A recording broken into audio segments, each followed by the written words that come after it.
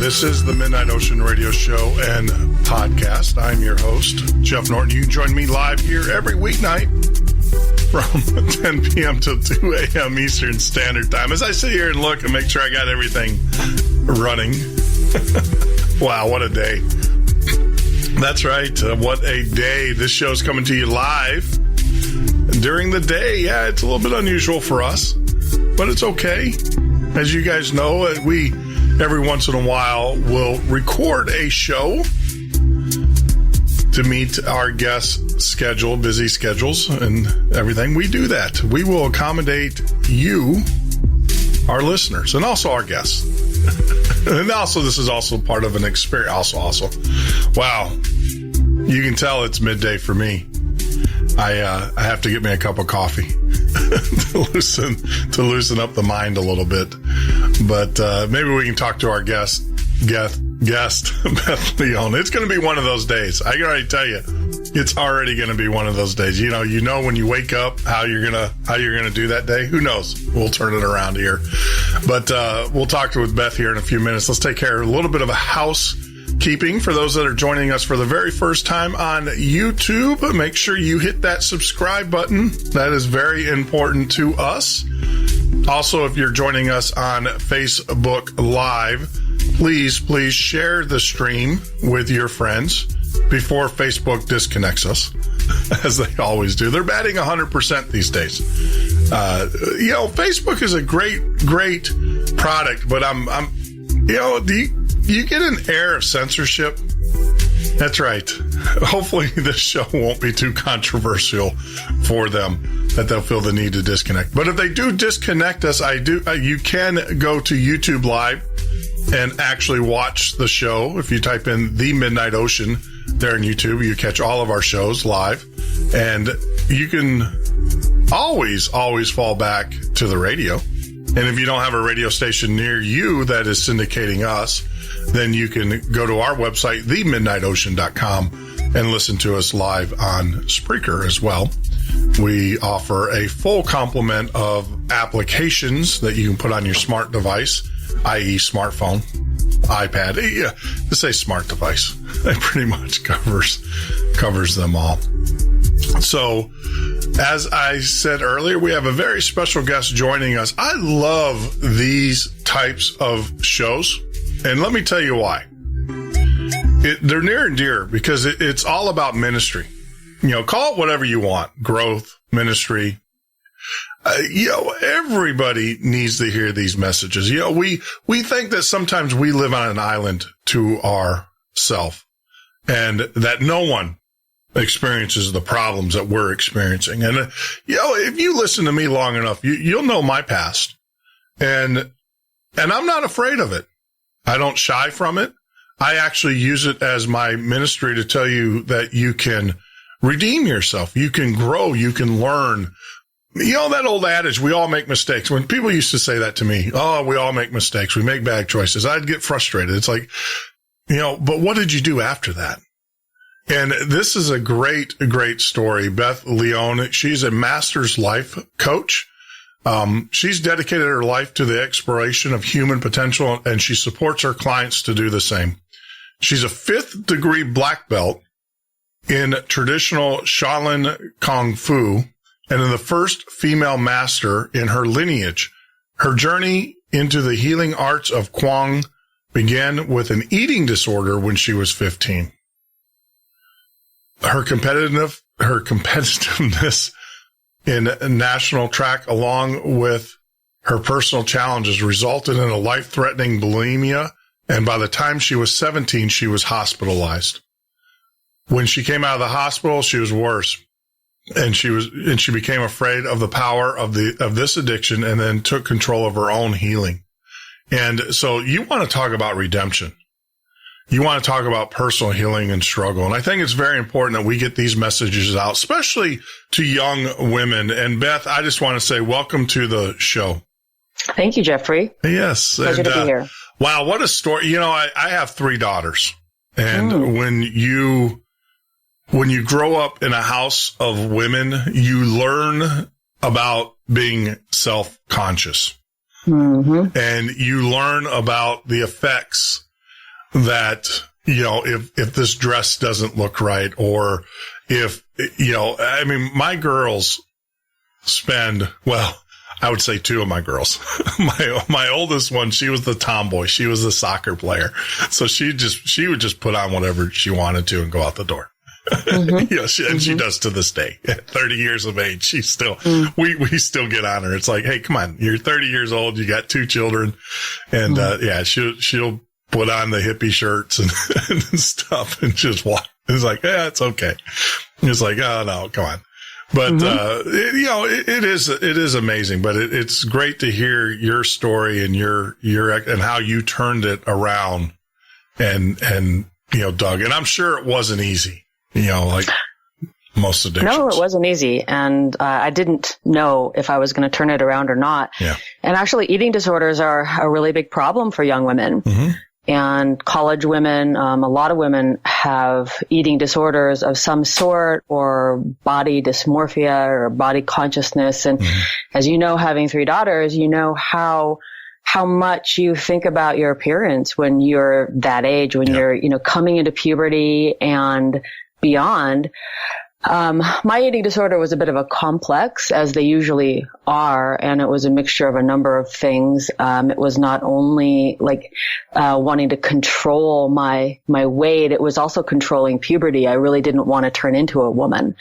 I wasn't willing to, I didn't want to deal with the responsibility of men being attracted to me and my sexuality. And so that was another part of it.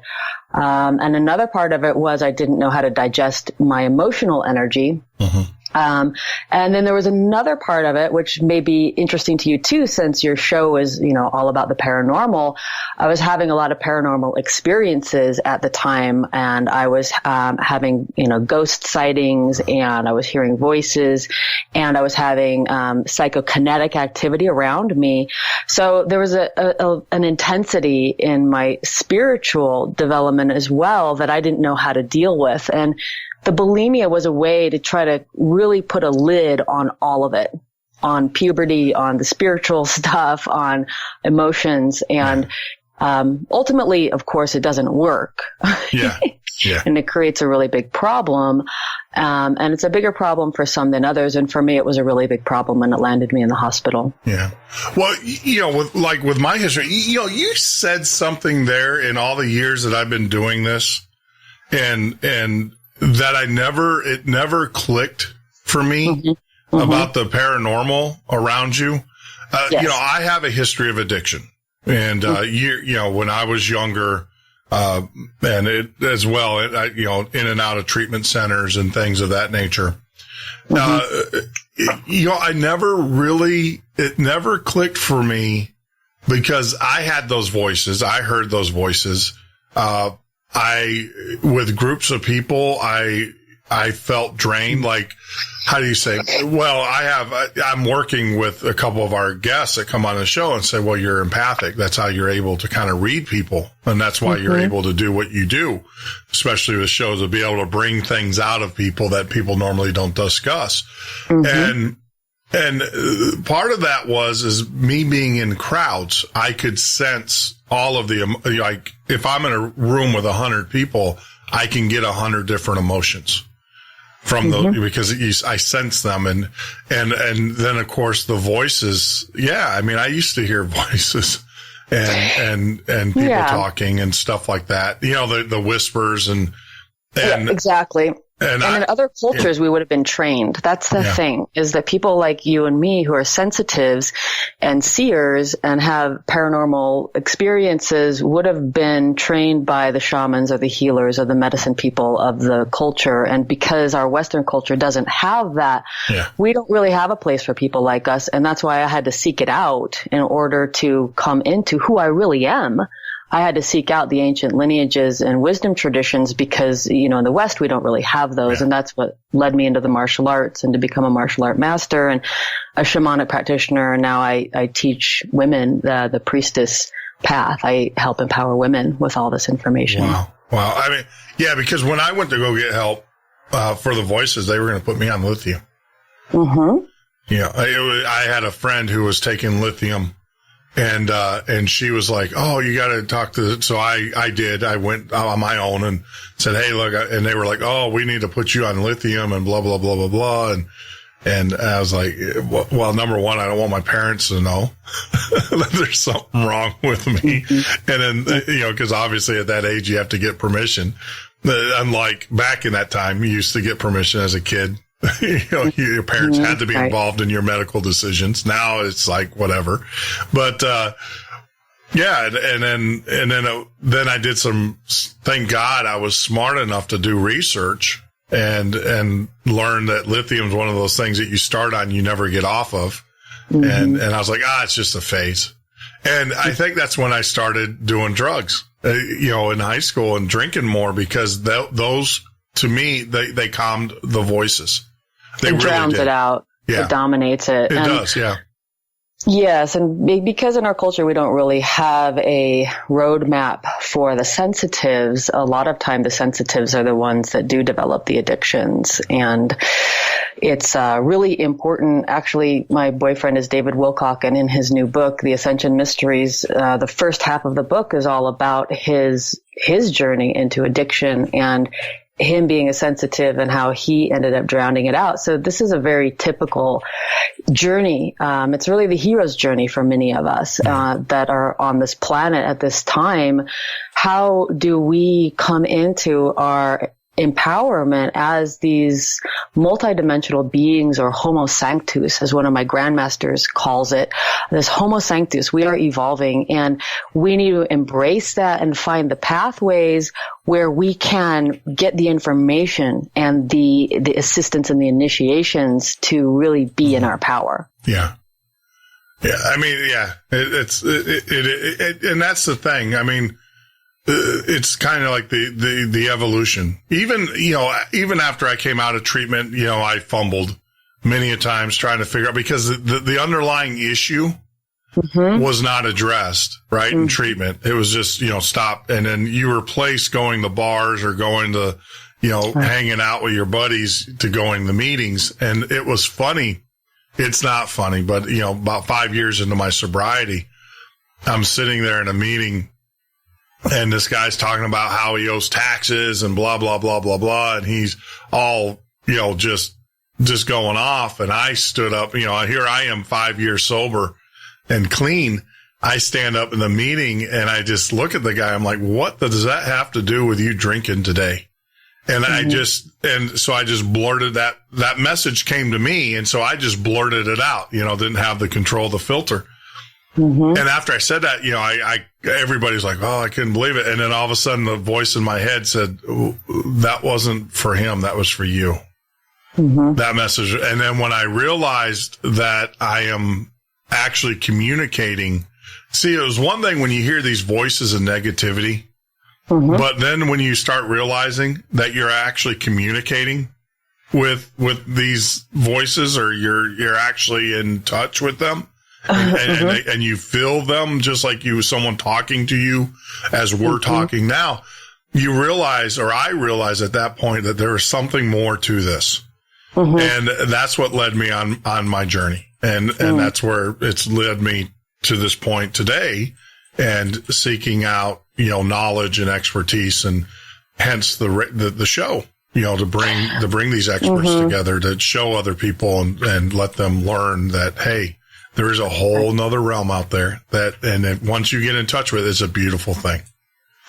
Yes. And I've noticed that our initiatory experiences are often illnesses or wounds that we have to heal. And in the healing of that, we are led to our sacred path in the world. Right. And so I was just talking about this last night. I see that whole part of my life as a blessing, because I was talking to my mother actually, and she apologizes, because she yelled and screamed a lot when I was little, and I was a very sensitive child, and that was one of the things that was part of my wounding and why I was had soul loss and was kind of out of my body. And so she was apologizing about that last night, and I said, Mom, if I didn't have that wound, I wouldn't have gone on my journey, and I wouldn't be who I am now.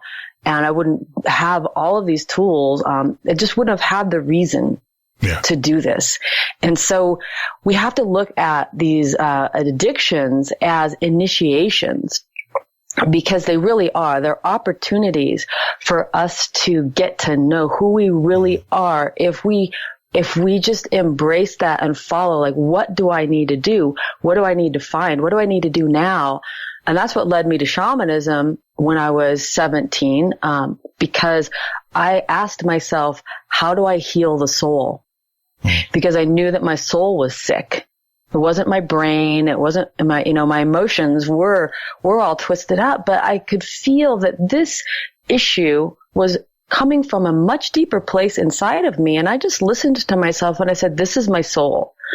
And then I had to ask the question, so how do I heal that?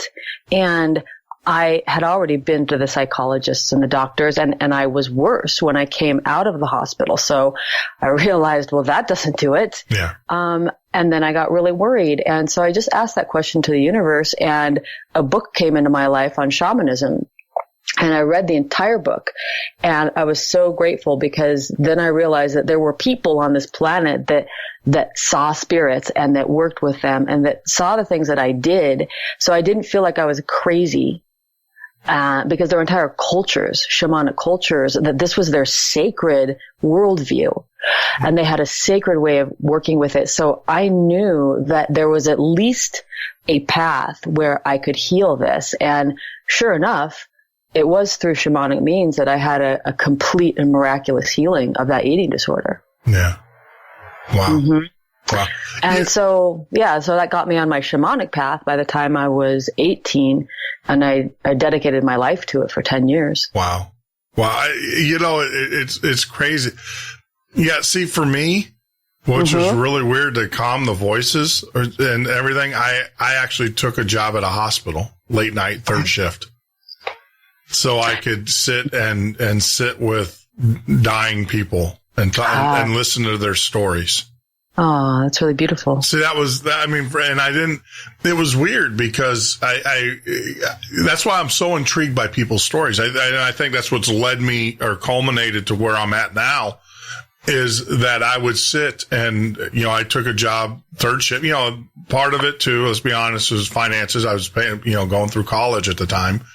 Mm-hmm. But the benefit of that was, it was being able to sit and, going up to ICU when I wasn't, on call, or there wasn't something going on in the emergency room, and sitting there and listening to the nurses and then saying, who is that? And they would tell me, and then going, and it's like, do you mind if I go in there? And they're like, yeah, go ahead. And I would just sit there in the room with them. I was kind of like that guy that would come in and just sit in a room with someone. Mm-hmm. And I would just, kind of in my own subconscious say, hey, what's your story? What's up? And that's how I calmed it for me. And that's when I really knew that there was something going on, but I didn't, you don't put a figure, because it's like, are you nuts? Are you crazy? See, I didn't have the guidance kind of like what you had and understood. And it wasn't until I discovered Art Bell. It really wasn't until I discovered Art Bell, that I realized that there was a whole nother world out there. And I was I can tell you, it was in 97. Yeah, 1997. I was driving back and from a project that I was working on, and, heard about chupacabras, and, that did it for me. I was like, wow, there's a whole nother universe out there. There's things out there that, because there was no one at the time talking about this. So, you'd hear people talk about it, but there was no one mainstream who was bringing it to the mainstream. And that's what did it for me, was, solid. I'm sorry, it wasn't 90. It was 92. Get the date wrong. 97 is when I moved to Chicago. So 92, in 1992, I was, listening to Art Bell. And, love Art Bell. Comforting voice. Yeah, he does. He is just, he is the master. I mean, as far as I'm concerned. And, and when I started up this show, it was funny because I was told to start this show, and, I had a political podcast, and I was I was like, well, I can't compete because Art just came back, on Midnight in the Desert. And they were like, don't worry, you do your thing. And it was funny because I started the show, and then of course Art went back off the air again, take care of his family, rightfully so. I mean, if I was in the same position, I would make the same choice. A lot of people criticize, but for those that don't know, Art had some pretty significant death threats against him, and people were actually shooting at him. So but it was weird because the voice said, don't worry, do your show. And then the next night in Bell Gab, Art came on the air, and there's a little bit more to it. I actually know his next door neighbor. She was a guest on my political podcast. And so I asked her, I said, can you, for a guy who's going to be starting out in this, can you have Art just give me a little bit of advice? And then he was on Bell Gab. He wasn't on his show, but he did an interview. They interviewed him, and he said the same thing. He said, do your show. And it was weird because the same message I got, the 2 days prior internally, Art Bell's sitting there saying the same exact thing. And so I'm like, okay, we're off to the races. Confirmation. Synchronicity. We're off. That's how we know. Yeah, we're off to the, and our show's has been running, and we've just had phenomenal guests like yourself, and it's insane the level of success that it's not. It's to the average person it would be considered pretty crazy, miraculous the amount of success we've had, but. You bring up a really good point because a lot of our when we turn around these large negative forces inside of our own being, service to others is one of the biggest ways that we do it. And so you were called to be of service to others when you took the third shift in the hospital. And right there, that gets us out of our own mind.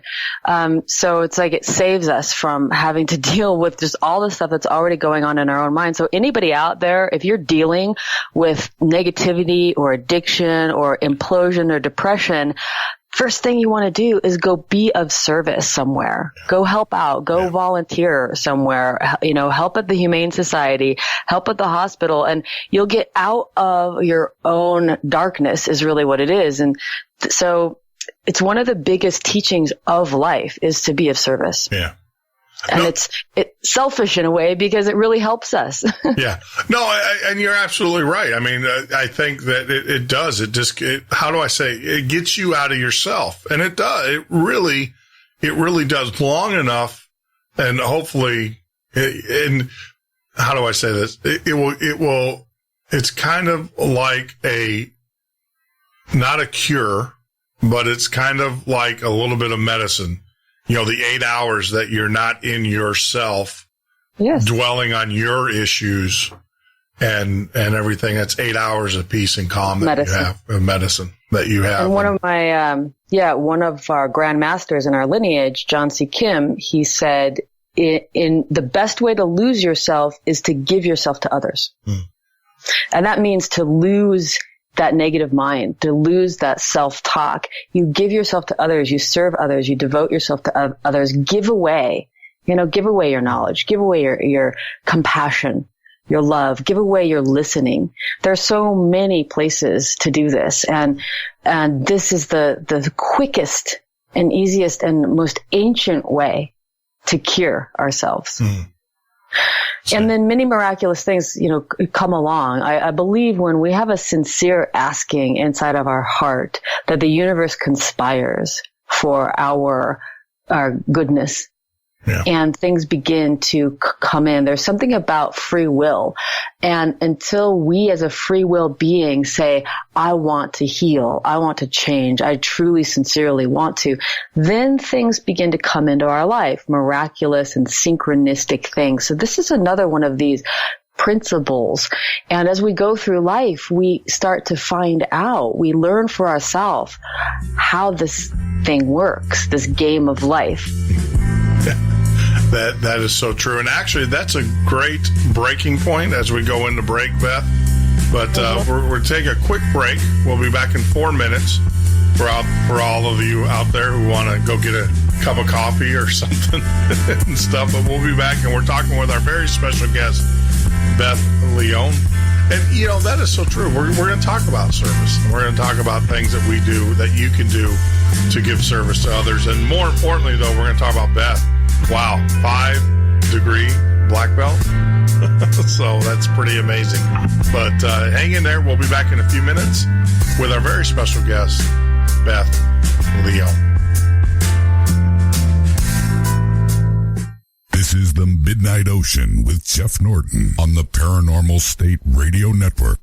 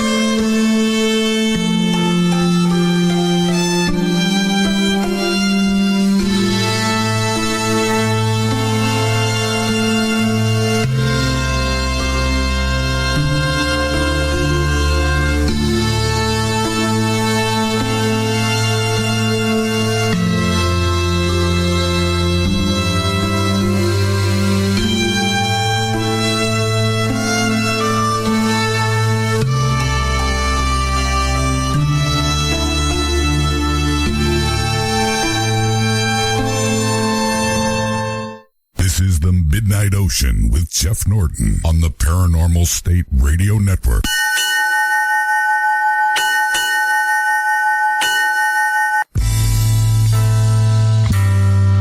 That is right, Andrew. This is the Midnight Ocean radio show and podcast. I'm your host, Jeff Norton. We are speaking with our very special guest, Beth Leone. Now, before we get back to Beth, I do want to, let's do a little bit of housekeeping here. If you are joining us for the very first time on YouTube, make sure you hit that subscribe button. That's important to us. If you're watching us on Facebook, please share with your friends. You can also follow us on Twitter at the MN Ocean. That's the MN Ocean. Love to have you. I promise we won't spam you. We only send out information that relates to the show. And of course, you can find us on the web at www.themidnightocean.com or join us every weeknight from 10 p.m. till 2 a.m. Eastern Standard Time live in the studio.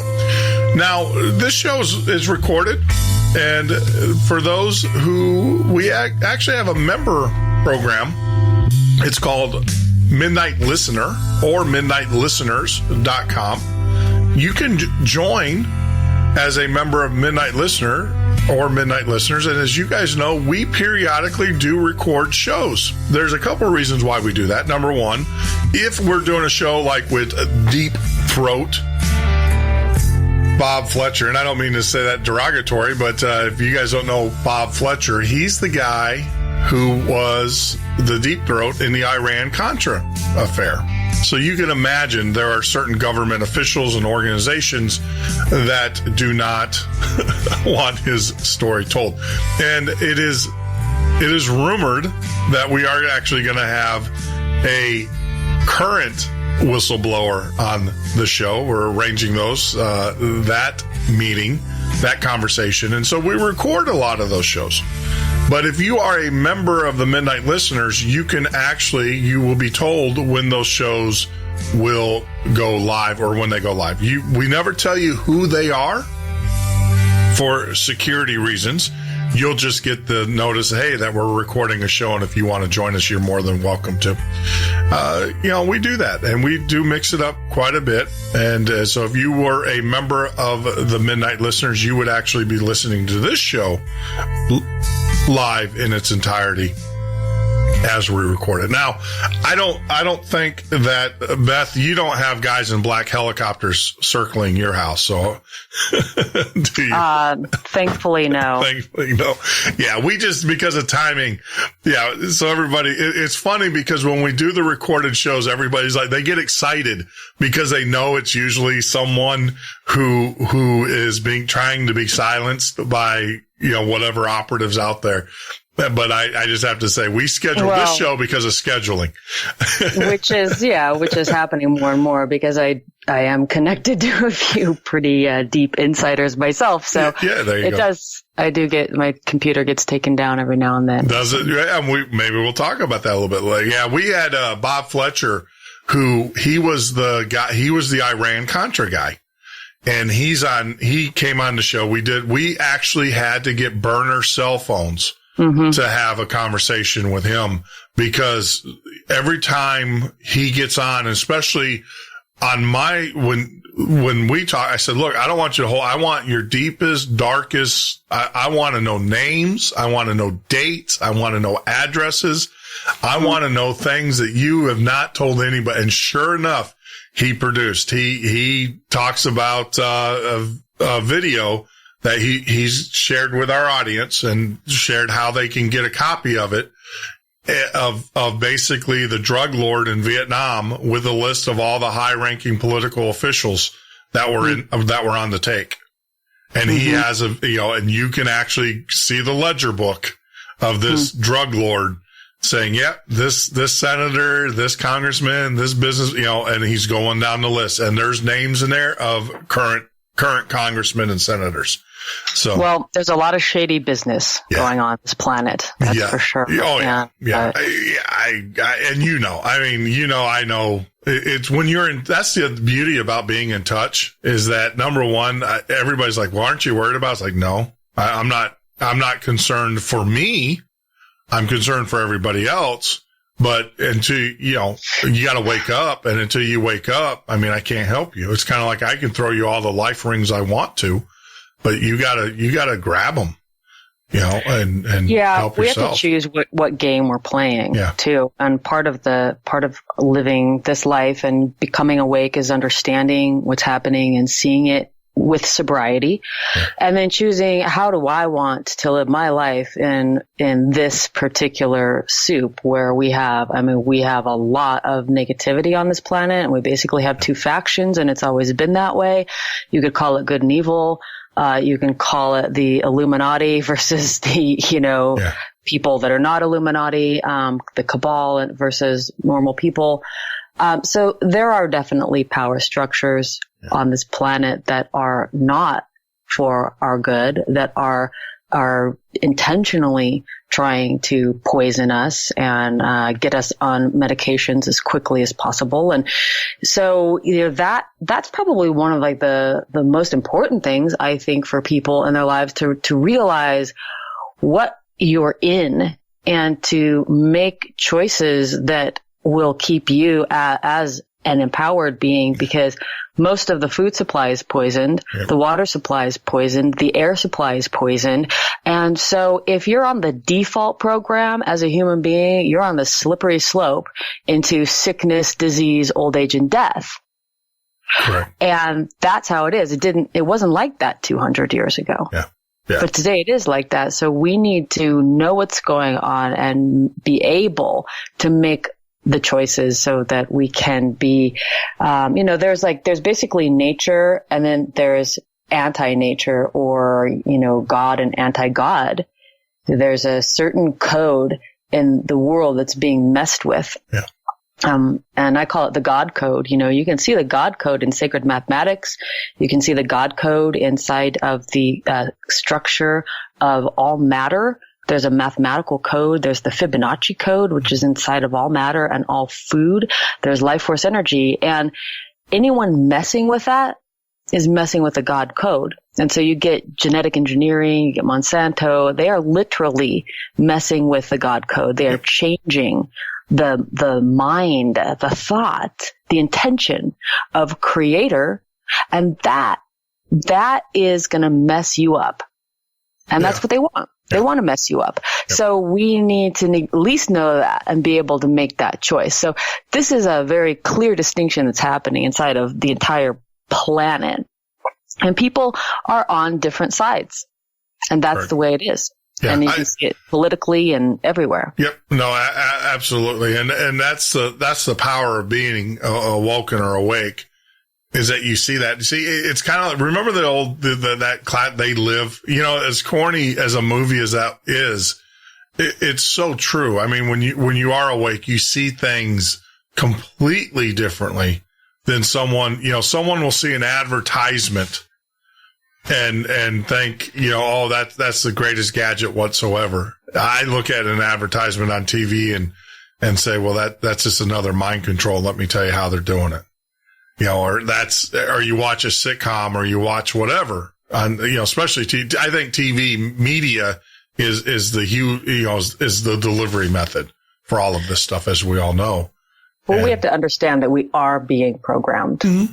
And if you start to take a look right now, you can see it really well because of the debate between Hillary and Donald Trump. You can see who's on the side of Hillary by all of what publications are vilifying Donald Trump right now. Yes. If you look at the cover of Time magazine right now, it's October. You look at the cover of Time magazine, you see Putin right now, and you see Putin vilified. Yes. What is Putin doing wrong right now? Like, tell me what Putin is doing wrong. I know we are bullying Russia for some reason. We're trying to pick a fight with Russia right now. Any publication that is vilifying Donald Trump or Putin, you can tell is on the side of what we call the cabal, the whole Hillary thing and this, evil Illuminati system that is basically trying to depopulate the planet through suffering and through messing with the God code and through war. So right now is a really good time to look around at the media, and anyone vilifying Donald Trump, that's Illuminati cabal, because there are two sides to this thing. Yep. Absolutely. And well, the whole, it boils down. I believe there's a simplistic and there's a complex method, and I believe the cabal is on the complex route of, like you said, depopulation and everything. I think on the simplistic route, Syria is everything to do with a gas line and us kowtowing to the Saudis. I've had experts on the show who know that whole region economically. And they're like, look, we can care less about the Syrian people. We can care less about it, what's going on over there. It's all about Saudi Arabia wants to run a gas line through Syria. I mean, up into Europe, and the route is through Syria. And what it was is, Assad said, no, you're not, he wanted to partner with the Iranians to run the gas line from Iran through Syria and up into Europe. But the Saudis want their gas. So from the simplistic standpoint, from a geopolitical economic standpoint, that's the thing that's going on there. From a complex standpoint is, yes, you got guys wringing their hands going, we're going to use this to push our eugenics. And we're going to. There's a few different levels to perception and a few different stories that go on. And the story for the people is, we're freeing freedom. We're, we're going to free the Syrians. We're going to free the Iraqis, or whatever. Yeah. It's like, okay, not really. Like, we don't care that much about other people's freedom. We don't. And so, of course, it's a follow the money thing. Yeah. There's, there's an octopus. Yeah. Of, Spectre, control. Right? We talk about the evil thing, Spectre, and there is a Spectre. It's an octopus. Yeah.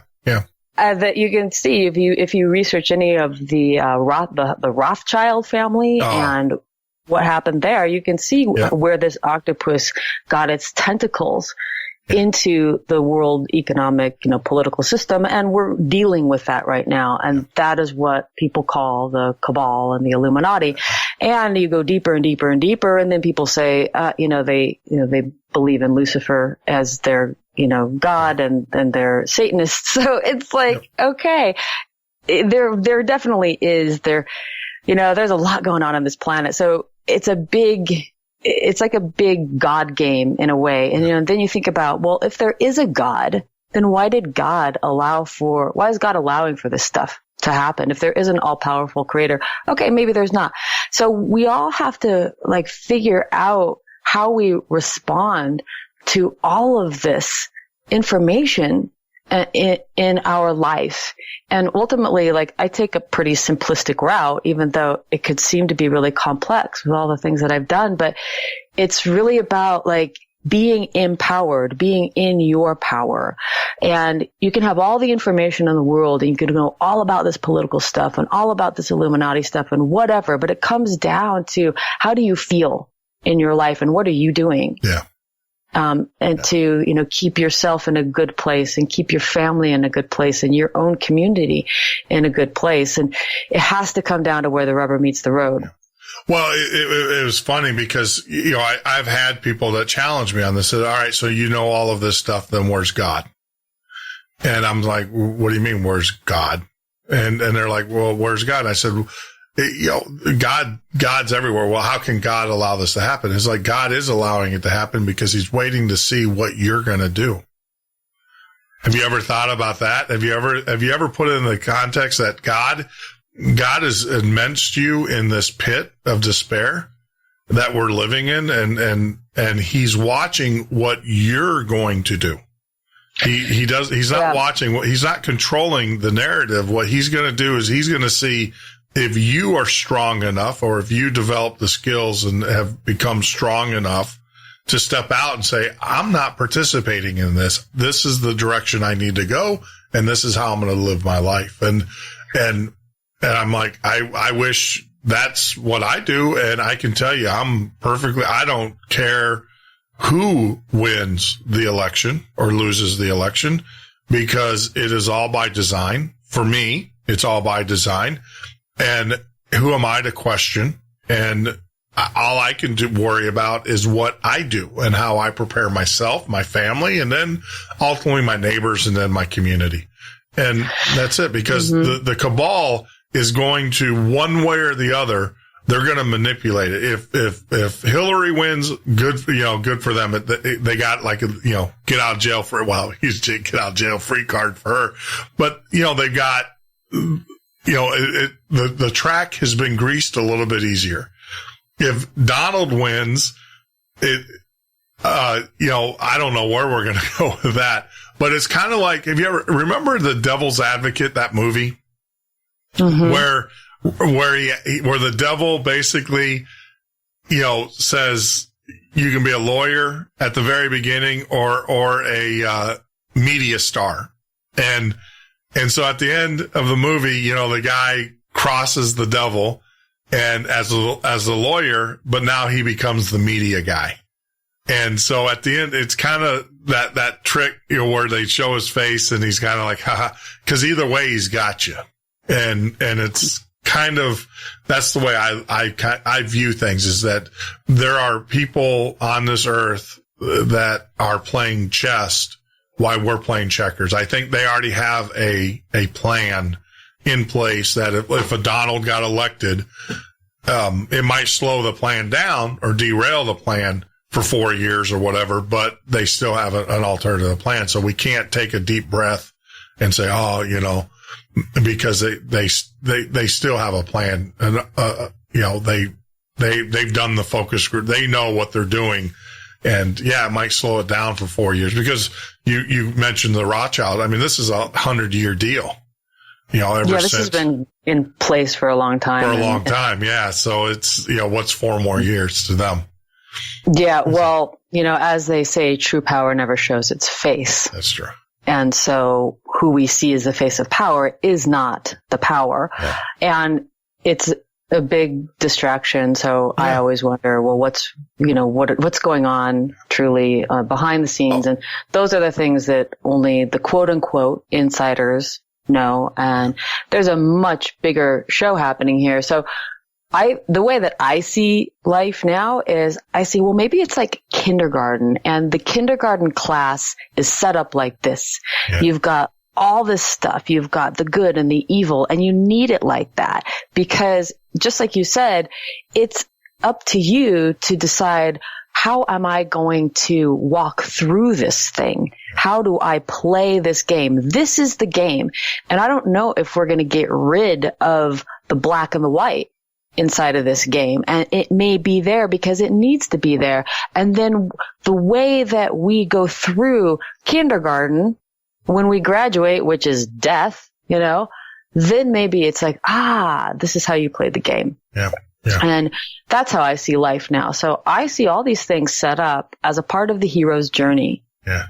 All this crazy cabal stuff and the Illuminati stuff and genetic engineering and GMOs and vaccinations and the control of the medical industry and, the censoring of this and the big brother that, and everyone's listening to your phone call and they can turn, your stuff off if they want to. It's like, all right, this is a big crazy mess. But what trumps it all, we have to go to the next level. We are being forced into our spiritual life, because the only way to maintain our sanity and our power inside of the situation is to go up another level into Homo Sanctus, to evolve and look at this from a spiritual perspective. Well, and I equate that, I'm going to use your kindergarten analogy there. I equate that to the kindergartner that knows that there's a first grade right after kindergarten. That knows it, because when you're in kindergarten, you're right. You're caught up in the moment of being in kindergarten, but that one that knows that there is or has experienced first grade, or knows that there's a first grade above that. And that's what using your analogy, that's what I would say is enlightenment, is that I know that there's a step beyond this. And even beyond that, there's a step. And, that's the enlightenment. So, for me. And we're blessed, anyone who has been able to have a glimpse of the, what's more is blessed, because then we can anchor into, knowing that, okay, not everybody has experiences with, spiritual reality or with past lives or something like that. But if you have, it changes how you view life because you're playing a bigger game now. Yeah. You're playing an eternal game. And so the way that you deal with people, the way that I deal with people is as if I've known them forever and I will know them forever. Yeah. And so the way that I see situations and people in my life, somebody comes into my life, I basically think, you've been here before. And this is going to go on for a long time. And so my integrity is based on that. And my boundaries are based on that. I do not allow people who want to mess with me into my life as friends or as people in my business. I have very strong boundaries. I mean, I ran dojos. I have 5 black belts and I trained black belts. So my personal life is very much like my dojo. Yeah. You do not come into my dojo unless you want to frickin' train. Yeah. Unless you're serious. Yeah. Yeah. Or there's lots of other places for you, but my dojo is for this. Yeah. And hey, that's a great segue. Let's talk about your journey. So I know nothing about martial arts in the sense of, I know that I went to a dojo maybe twice in my life thinking, hey, maybe I'll try this. And it just wasn't for me.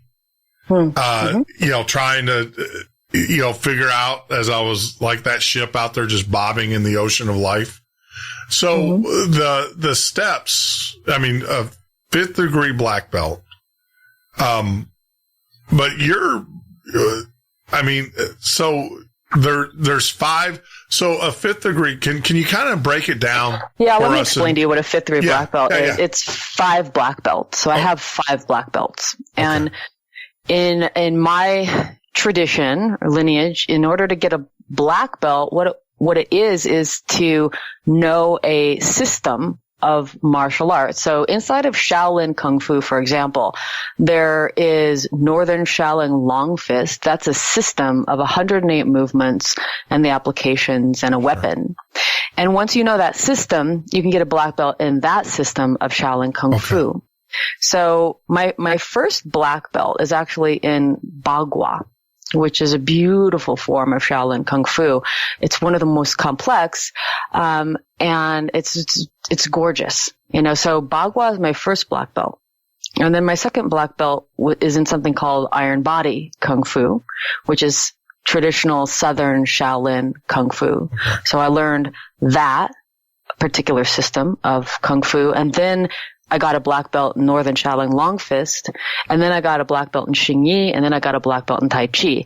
So 5 black belts, we just say 5th degree black belt. Now, do you start so you have a black belt, say you're in how do you pronounce it? I want to make sure Bagua. Bagua. So you get a black belt in Bagua. Now you're going to go get a black belt in Long Fist. So do you start over as a white belt and then work your way through all the way up to another black belt in that No, art? You're a 1st degree black belt now. Okay. Well, you're black belt. You have your first black belt. So you're a black belt. And then when you get your second system, let's say, Long Fist, you have 2 black belts. And so in our lineage, we call that 2nd degree black belt. 2nd degree. Okay. So now you have 2 black belts. And then, if you want to keep going, then you train for another 2 years inside of another system, and then you learn that one. And if you graduate and you know your stuff, then you get a 3rd black belt, and then we call that 3rd degree black belt. 3rd degree. Okay. Yeah. Most people only get to 10 or 11 degree black belt because they die before that, because most people don't live long enough to get more black belts than that. You figure you said about 2 years, two or so years per. It depends really. That's really the Western construction of it, which is based on the Taekwondo. When Taekwondo established itself in America, then they pretty much established the 2-year black belt plan, because, Americans, we kind of want things fast. Whereas in Asia or something, it might be 10 years before you were to get a black belt, because you had to sleep on your master's floor and eat rice and clean his kitchen, for 10 years. But we're not going to do that here in the West. And so, Taekwondo really established the system, the 2-year black belt system. So that's really what it is pretty much now. Yeah. Wow. Amazing stuff. It's fascinating and the dedication it takes. Cause like I said, I did it and, I went to 2 and you just learn that there are things that just work for you or don't work for you.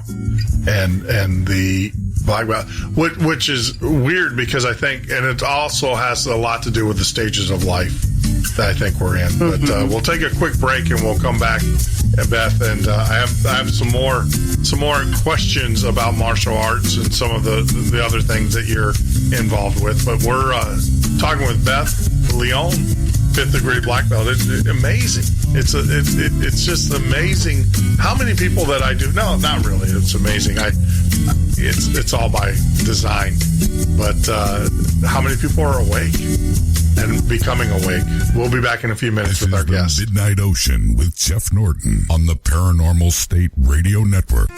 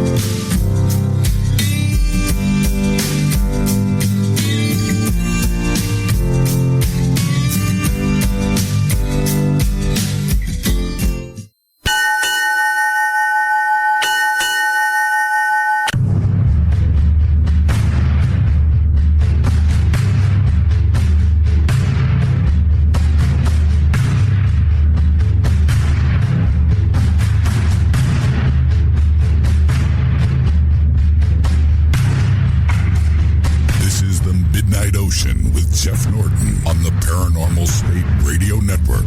That is right, Andrew. This is the Midnight Ocean radio show and podcast. I'm your host, Jeff Norton, and you can join me here live every weeknight from 10 p.m. to 2 a.m. Eastern Standard Time, or on the web at www.themidnightocean.com. If you're joining us on YouTube, thank you very much for watching. If you're joining us on YouTube for the very first time, make sure you hit that subscribe button. That means a lot to us. We would greatly appreciate it. If you are watching this on Facebook Live, if you go to the Midnight Ocean, to the Midnight Ocean page, and are watching us live on Facebook, thank you very much. Make sure you share the feed with all of your friends and family. We would appreciate that. But more importantly, when we get disconnected, and we will, they're batting 100%, like always, you can then connect to us on our YouTube channel by typing in The Midnight Ocean there at YouTube, or you can go to our website, themidnightocean.com, and pick up where you were so rudely disconnected at. And we would appreciate that.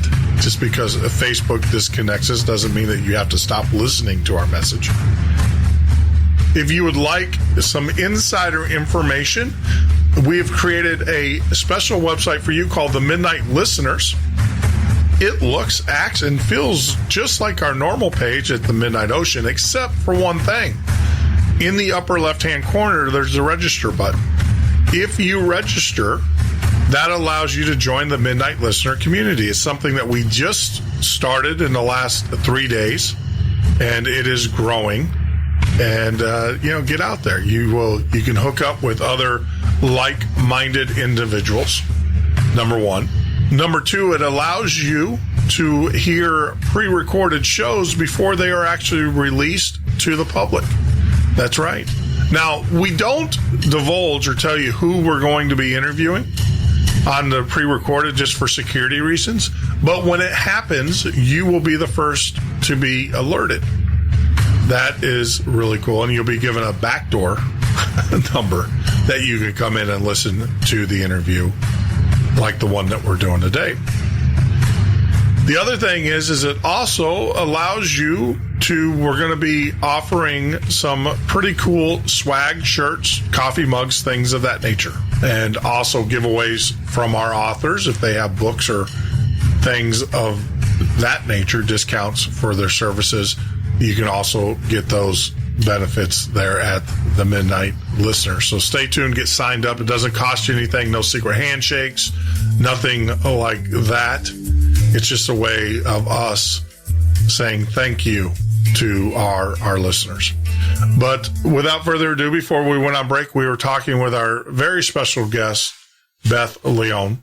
And Beth, right before we went to break, I commented on how it's just amazing how many people are awake. See, I thought we were going to talk about martial arts.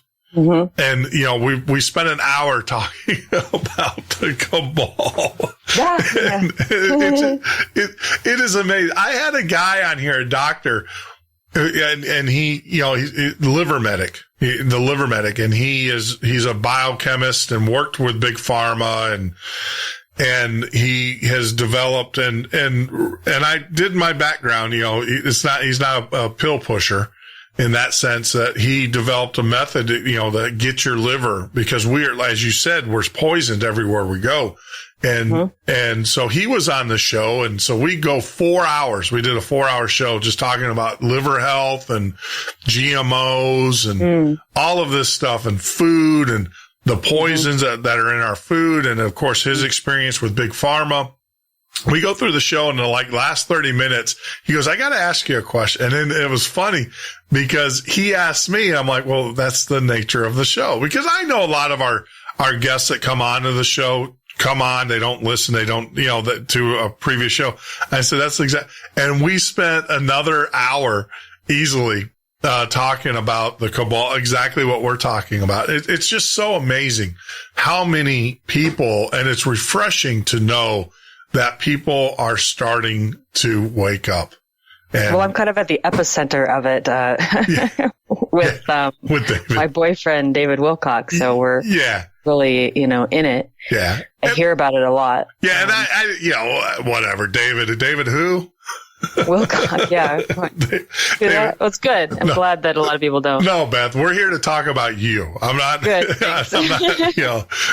Who's that guy? I'll take a look. Does he have a website? Can I take a look at his website?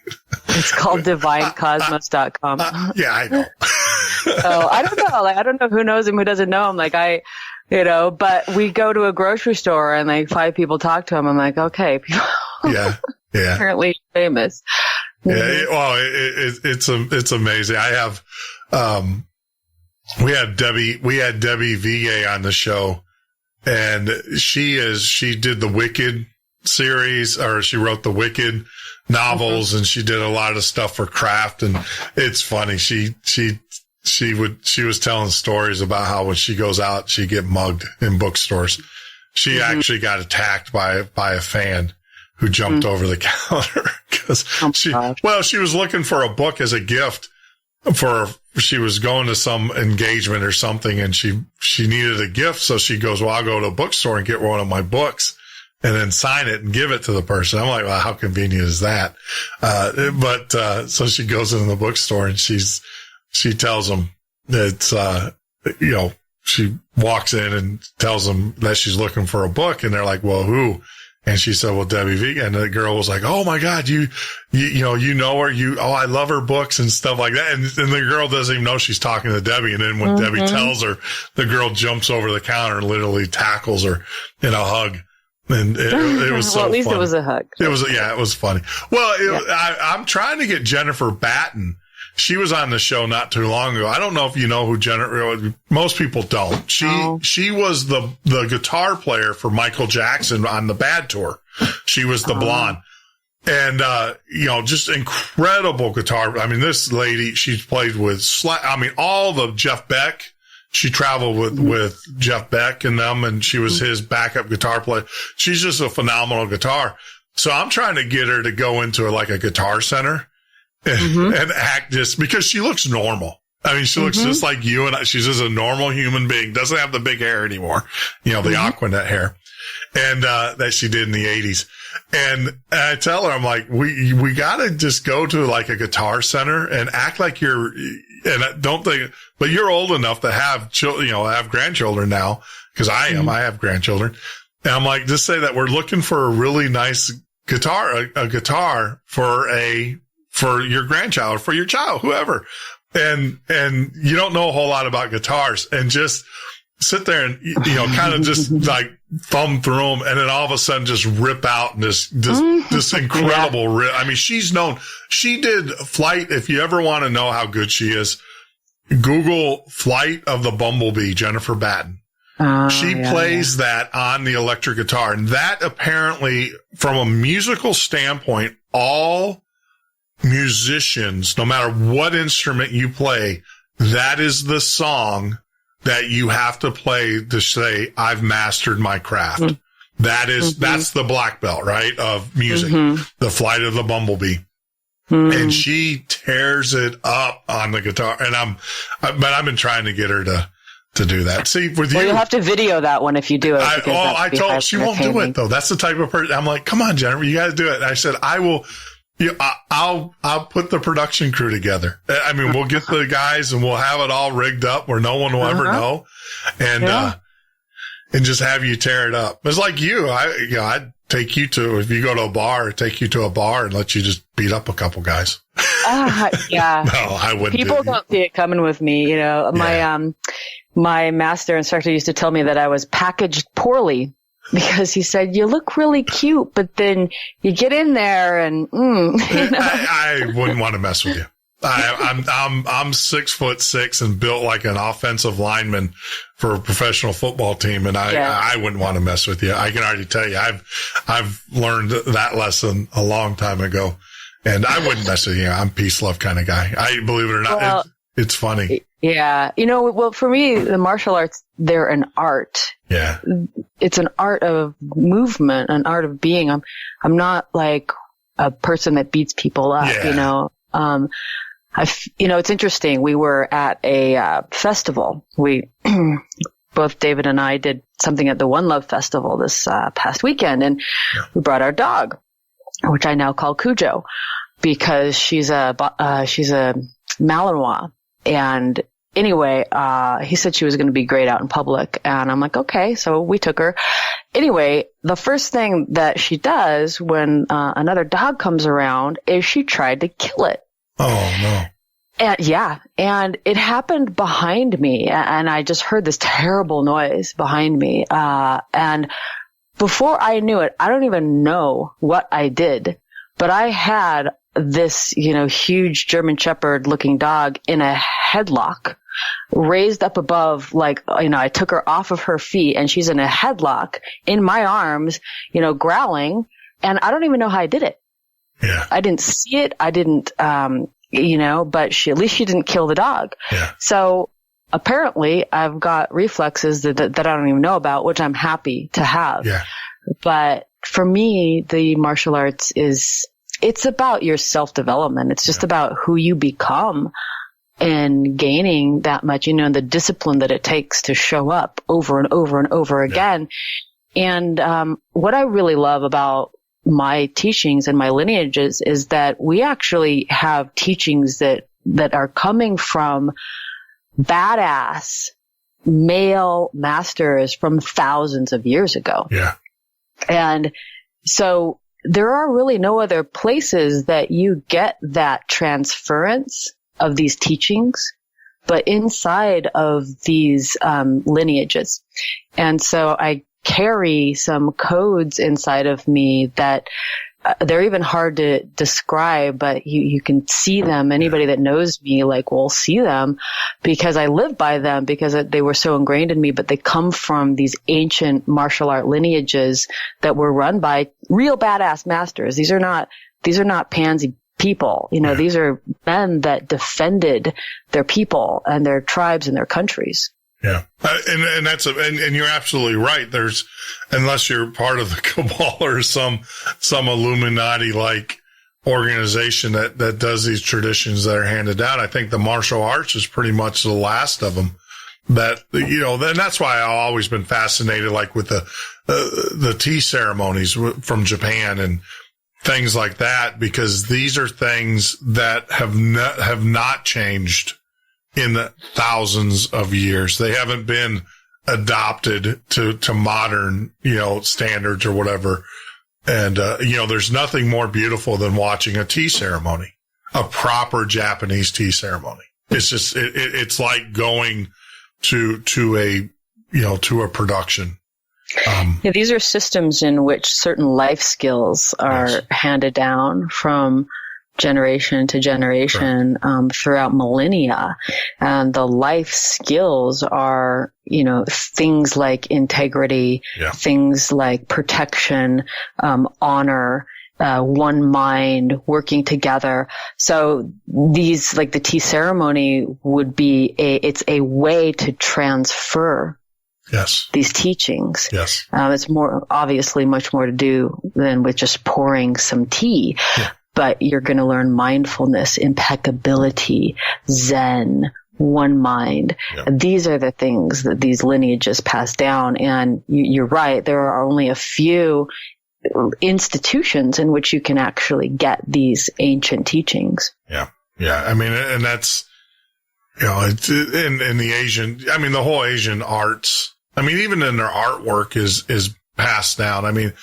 I was watching a show the other day where a gentleman was learning, he wanted a sushi chef, to do sushi and the art, the years, we're talking 20 years, 30 years of training to make sushi. And and here in America, we don't understand it. It has nothing to do with the tea or it has nothing to do with the sushi. It's the artwork and it's just incredible. And even these guys will tell you that they're not masters. They might be recognized as masters, but they're like, I'm still learning. You never really master anything. Yeah. And even in our lineages, at a certain point, you are given the master instructor title. Like I am a master instructor because I went through, 10 years of daily training. I lived with a master. I married a master. I was in this in my entire life. And so like everybody else, I went through the ranks, and inside of our lineage, when you get 5 black belts and you owned a school and you trained black belts and you did all this stuff, you were a master instructor. Yeah. And so that's where I get that from, but I'm no master. Yeah. You're still learning every day, right? You're still. Oh, yeah. I mean, there's so much, and, it's just like I went to, an 8 years of whatever, and you become a master, you have a master of arts, Yeah. But, truthfully, as a master, you realize you don't know anything. Yeah. And I don't light stuff on fire. There are people that light things on fire and walk through walls. So at that point, I could say that you've mastered physical reality. Hold on. Now, see, here we go. Now we're getting into the juicy stuff, as I would say. You've actually seen people light things on fire. Let's talk about, I can walk through a wall. You can? Not walk through a wall like that. You're 6 foot, what? I'm 6'6", and I'm built like, I'm more like the Kool-Aid man though. That's how you walk through a wall. Oh yeah. But all right. So let's back up here. So light things on fire. Have you witnessed someone lighting things on fire? Well, no, I haven't. Okay. So that's why it's not in my lineage. I was never trained to light things on fire. Oh, no, I'm not saying you, but I've never seen it. Have you ever seen it? I've seen it personally. I've seen it on YouTube. Well, yeah. Yeah. We're going to get John Hutchinson on here. I don't know if you know him, the Hutchinson's effect, where he's actually levitated non-metallic objects. And he's got a YouTube. Go look it up. It was done in the 70s. He's a Canadian, but we've been working really hard to get John on here. And I know he hasn't confirmed yet, but I know we're going to get him on this show. He's kind of went underground since he did the Art Bell show years ago. And, but I've been communicating with him and, but yeah, he's actually but he's used, electromagnetic things, but science says that you can't levitate non-metallic items. Well, there's videos of him levitating non-metallic items using non-metallic. energy. It's interesting that they say non-metallic. Yeah. I wonder why, because I can spin a little piece of tinfoil around a pinhead. Yeah. We had this guy, Pete Peterson, out here in Boulder. He was shooting for Gaia TV with David. And so, we're talking about telekinesis. And so he said, do you have a wine cork, a needle, and some tinfoil? So we got all these things for him, and he made this little contraption, and he stuck the pin inside of the wine cork, and then he put this little rectangular piece of tinfoil on top of it. Yeah. And he said, hold your hands away from it and just see if you can spin it around. Yeah. And apparently it's a telekinesis test that they do. And so I got the thing to spin around. And then I guess, you progress and you put a cup over it and you see if you can spin it around with a cup on top. That's the Randy, Randy did the test, and that's how he would actually confirm if it was true telekinesis or just air currents. Yeah, you put you put the cup on top, a cup around it if you can spin it that way. And so, but it only makes sense. We're 70-80% water, and the rest of us is energy.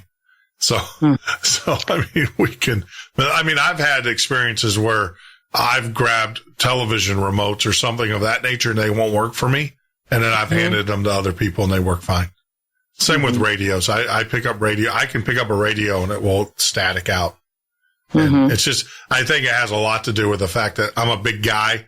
Thus, I probably have a lot more salt water in me. Plus, generate more. I'm generating a lot more energy as well, to sustain this thing called life. But it's just, it's amazing. And, let's talk about energy. That's actually a great segue. You are also a Reiki master, right?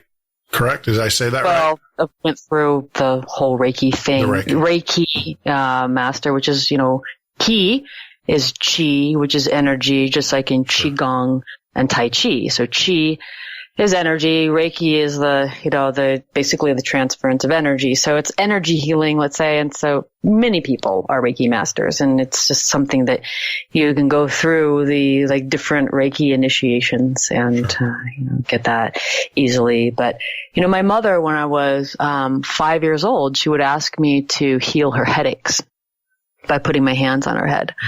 And so from a very early age, I was identifying with energy healing, and I was working with it. And I remember one time our car breaking down in the middle of the Mojave Desert. Like, I don't know, it was just some long road and desert on both sides, and our car breaks down.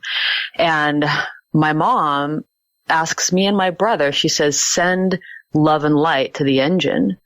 And so we sat there in meditation for a little bit, sending energy to the engine, and she started it right up after that. So I was working with that. I used to play little games to see how quickly I could heal a cut on my arm. Then I, would look at people's auras. And so that's been a big part of my life for a long time. Always. Yeah.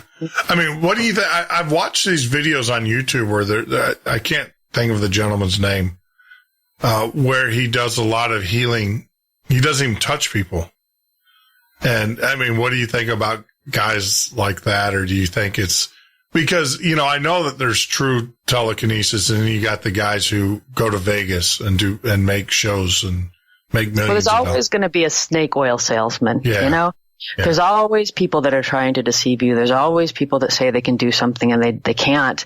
And I full-heartedly believe in healing, in miraculous healing. Sure. And, Bruno Groening is one man that anybody can research. And that man healed thousands of people by just standing there and talking. And he was in Germany right after the war, World War II, around 1947. He really got activated. And there are documented cases of, thousands of miraculous healings. His name is Bruno Groening. And he would just stand there and he would talk to people. He would talk to people about God. And his whole philosophy was that there is good and evil. And by aligning with the healing light of God, then everything fixes itself. Mm-hmm. And that's all he did. And so he would talk to people about that, and people would throw off their canes and get out of their wheelchairs and have all these miraculous healings. And to this day, with this practice called the Heilstrom, these things are still happening. So I wholeheartedly believe in this. And that being a reality of life, then for me, that's like the whole trump card. If we're going to be focusing on something, if we want to focus on something, let's focus on, like, how does that kind of thing happen? What is that? Well, I mean, I think, I look at athletes, right? And you hear these athletes that have devastating injuries. Mm-hmm. And people are like, oh, there's no such thing as healing or whatever. These athletes that have these tremendous, just devastating injuries that would cripple the normal human being, they come back a year later and you would never know it. And a lot of people would say, well, that's science. It's like, that's not science. I mean, there are people that have the same injuries, but don't have the same mindset that never recover. And then we are incredibly powerful beings, and that's something that that the cabal doesn't want you to know. Yeah. How powerful you are. Yeah, they want you to rely on them for the drugs and for the medicine and all of this stuff, and people just don't. And that was one thing that we learned, talking with Brendan, the liver med, with him, is he was like, yeah, you can. A lot of this stuff that they're telling you is reversible. And it's a lifestyle change.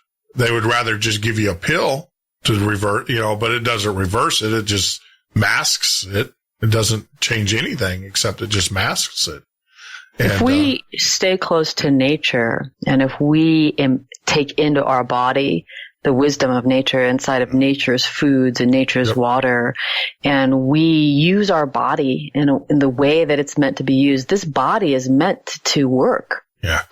So the entire martial arts, which really comes from qigong. Qigong is the root of martial arts, and qigong is an amazing movement system that honors the multidimensional being that you are. It works with energy, the power of mind. It works with the internal organs and the energy system.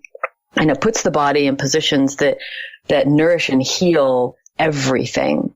And so really my love is qigong. You know, I might have 5 black belts in the martial arts, but that just led me into my passion for qigong, which is a movement art beyond all others. You know, and I want to talk about this miraculous healing thing because inside of our lineage, part of my lineage is something called Chung Mu Do, because my master trained with Chung Mu Do. And there was a man I met inside of the system, and he had a spinal injury from C7 down, and he was in the hospital, and he couldn't move. Hey, Beth. Yeah. I want to get this story in its entirety, and we're at a break. Okay. So let's take a break and then come back because I want to hear this story uninterrupted. And I will tell you this will be the last break. So we only do a couple the first few hours. And then after that, it's just discussion from there on out. So let's take this break and we'll come back and we'll talk with our very special guest, Beth Leone. Man, great stuff. I could sit and talk about this all day long, especially as we hear this story when we get back. Stay tuned because we're going to hear a story. You know, Beth's going to share with us a person with who healed thyself. That's so powerful words. Heal thyself. But you're listening to Midnight Ocean with our very special guest, Beth Leone.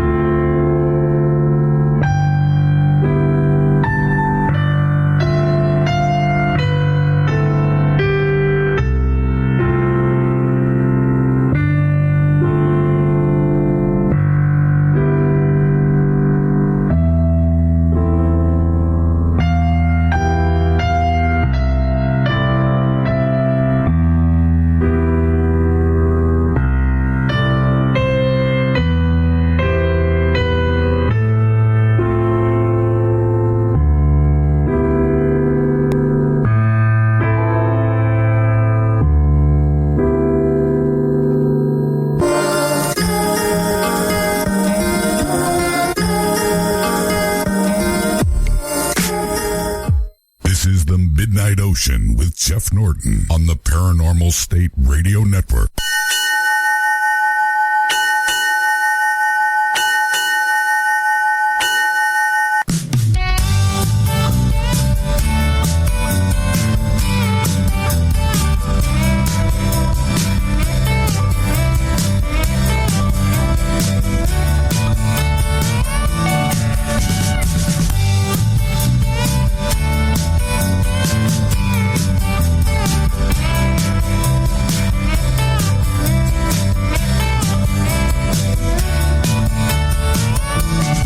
That's right, Andrew. This is Jeff Norton of the Midnight Ocean Radio Show and Podcast. I'm sitting there enjoying the music. I hope you're enjoying the conversation, though, that we're having with our very special guest, Beth Leone. Right before we went to the break, she was talking about an individual. We're talking about this whole concept of heal thyself. We'll get to that here in a few minutes. But before we do that, got a little housekeeping to do. If you're joining us for the very first time on YouTube, please make sure you hit that subscribe button. That's important. If you're listening to us on Facebook Live, make sure you share our shows with your friends and family. That would mean so much to us. It'd help us grow our show. And also, you can join us here every weeknight from 10 p.m. to 2 a.m. Eastern Standard Time or on the web at www.themidnightocean.com. So before we went on break, Beth started to go into the story about a gentleman, and Beth, like I said, no more breaks, so we're free to go until you say I can't go no more, which something tells me that will never. It will happen, but it will never happen. I have a lot of endurance. I don't think you're a quitter, not at all. So, but yeah, we do the advertising and for the radio stations there at the beginning of the show, but then the last 2 hours they're ours. We don't have to. We don't have to honor any advertising agreements. So, we honor them. We don't have to, but, so, all right. So this gentleman, heal thyself. Let's get into that, because this is fascinating. This is the part that I'm so intrigued by, on how people with debilitating diseases and stuff just come back basically from the grave. We have amazing powers of regeneration, and we're connected to something that has miraculous healing powers. So sometimes we don't get in touch with it until we have to. And this is many people's stories of how they have gained their understandings or their abilities. So in this particular case, one of our fellow associates, I guess, because he was, training inside of these lineages, he got a spinal cord injury. And he was in the hospital paralyzed from C7 down. And actually, he does not have C7. He does not have that vertebrae now because of that injury. So he's laying there, in his hospital bed, freaking out, thinking that's it. He'll never be able to walk again. And as the story goes, the grandmaster, that he was training under, John C. Kim, Chung Mudo, he said, do Palge in your mind. Go through Palge over and over and over again. Palge is just a particular form of qigong. And so he did. So he closed his eyes and he imagined himself going through this qigong form over and over and over again. And that man rewired his system, and he walks now. And I don't remember how long it took him. I think it was like a month or something like that. It may have to do with him, it being fresh. And, when things are fresh, there's seems to be more of an ability to, rearrange it. That's why we want to hit things quickly when we do, transform them. But like I said, with Bruno Groening, he was transforming people who had injuries and illnesses for many years. This is a phenomenon that's real, and it exists. This energy healing, whatever you want to call it, miraculous healing, Reiki, Qigong, all of it. We are energetic beings. What does that mean? We are connected to something of great power. We are connected to something that can regenerate, that can heal miraculously. That's very interesting. And so the cultivation of that connection is inside a lot of lineages. Qigong lineage is one of them. Healing lineage, Reiki lineage is another one. So there's something greater going on here. Yeah. No, I'm a firm believer in that. I mean, there's documented people who have had, cancers, they've removed the actual tumors, but, the smaller tumors that come back and things of that nature, they've been able to keep those away just by concentrating and giving themselves positive energy. And a lot of people would be like, oh, that was just meant to be anyways. It's like, no, because the medical science says, no, that's not true. A lot of these cancers and a lot of these ailments and stuff do come back. See, I'm a firm believer that cancers is your body. I mean, your body generates it. So if you're negative energy and you're producing, bad DNA because of your negative energy, thus you produce cancer. Now there's, can't forget the external factors that also lead to it. Well, it's all really a vibrational universe. So low vibrations cause what we call dis-ease. High vibrations cause order. And you can really boil it down to that. And so we choose our alliances. We choose the thoughts that we have. We choose the way that we move. We choose the foods that we eat, whether they are high vibrational foods in alignment with nature and the God code, or whether they are poisonous foods that have been tampered by man and carry pesticides. That is our choice. And we are a free will being. And because of the choices that we make, we will experience the consequences, which is called karma. And so there's something really interesting here that I want to talk about, and it's about light. And there are scientific studies now that show that DNA absorbs light. Yes. And the DNA absorbs about 1,000 photons. And they've done the experiments. I can't remember the scientist's name, but they've been done already. And they show that, when a DNA molecule is, when it dies, it releases 1,000 photons of light. And also, if you've got, DNA in a darkened room, you'll notice it like absorbing light. Mm-hmm. It'll absorb photons. And so what they feel is that the photon, because a photon carries information. Photons carry information. So the photon is what is giving the DNA the information to replicate, the cells properly and all of this. And cancer, as we know, is like it's cells replicating without any control. Yeah. And so what they say, it's the light that gives the information to the DNA. And so how do we get light into our DNA? And there's a few ways. One would be some sunlight, actually getting sunlight on our body. A lot of people are afraid of the sun now. Yeah. But 10 minutes of sunlight on your body, 70%, get strip down to at least 70% of your skin out there and absorb some photons. And then how do we get photons inside of our body? And that'll be the food that we eat and the air that we breathe. Yeah. If we're taking in DNA that has photons in it from food, from live food and from live air, then we're going to have more light in our body. And then because we are energy beings, how do we align with light so that light is flowing through our energy being?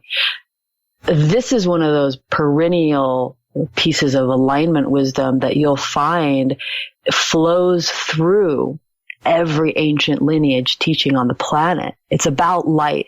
And then you go even deeper into this whole ascension deal and the rainbow body, the body being so full of light that at the time of what we call death, that the rainbow light streams out of the body, and what's left are either some pearls or a little ashen image of the body. This is another phenomenon. We are incredible beings.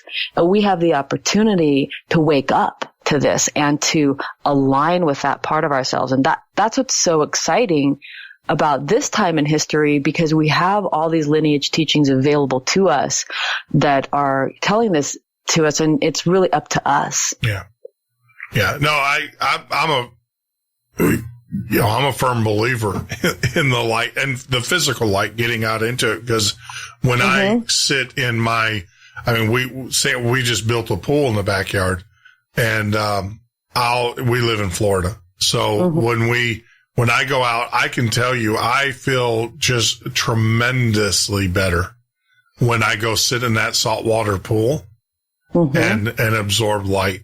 It's just, I can't describe it to you. And you can do it in such a way, it's not the light that you have to be worried about. It's the ultraviolet issues and stuff. So there's sunscreens and things that you can do, but you can still absorb that light and that light energy. And I'll tell you, tremendously. I mean, I have some elements. I'm a big guy, and I'm just getting on board with the whole healthy sense of eating and watching and making sure that I'm not eating the crap, the junk that's out there, the poison, as they would say, and eating good, healthy food. But I can tell you a key component to that for me is getting out and spending at least an hour a day, just relaxing. And I actually use it as my meditation. Part of my meditation, sit in the pool and just float. I guess that's one advantage of a big guy. You tend to float easier. Just float and just soak it, soak the light up. And I can tell you some of my ailments that I've had and stuff have gone away. Just let me ask you this. Is your pool chlorinated or saltwater? Well, good. All right. So here we go. This is the thing. I don't want to get into pool technology. It's all chlorinated. A saltwater pool is a chlorinated pool. It's because what it does is it takes the salt and you run it through it runs through a chlorination, a machine that then takes the salt and turns it into chlorine. Well, there's not a difference. Actually, I was talking to my pool guy who says he doesn't care. We have a saltwater system. And he was like, I was like, well, the better. He said, that's not true. He said, actually, a chlorinated pool is better because you can control. All pools have chlorination in them. A saltwater pool has chlorine in it, just like a normal. He said, but what's nice about a chlorine pool is if you monitor, and I'm a science guy. So I'm out there every day. It's like a big petri dish science project for me. He said, if you can actually control your levels better but what happens is in this world of I want it now and I don't have time to actually deal with it. The saltwater pool is by far the best because it regulates automatically. It's got a sensor in the salt generator, in the chlorine generator that monitors the chlorine level, and it will create the chlorine automatically for you. Whereas I'm assuming it creates it from sodium chloride. There being the chloride part. The chloride, yeah. But it's still chlorine. It's generated. Yeah. I would, if I put my body into a pool, I personally would research it more. I personally have a aversion to chlorinated pools. Yeah. And I notice some of my swimmer friends who are in them a lot. I can just tell that that's because their body's absorbing so many chemicals. Well, that's because they're over chlorinated. That's the trick. They're over chlorinated. What happens is a lot of your pools and stuff, what they do is that everybody will generate them to the very high side, and that's the thing. But we have a saltwater pool, but like I said, the guy that my pool expert, and these guys are experts. This is what they do. That's all there's a place here. I don't know if you have them out where you're at, but it's called Pinch a Penny. And that's all they are, is a pool store. And you take your water into them and they tell you, do this, do that. They tell you exactly what to do, right down to how many milliliters of whatever you got to add. And he was saying the danger with saltwater pools, he goes, yes, they're easier to maintain. Yes, they sound the same, like, oh, there's salt water.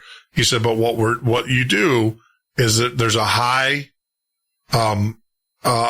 there's basically these plates in this chlorine generator that the salt water runs through.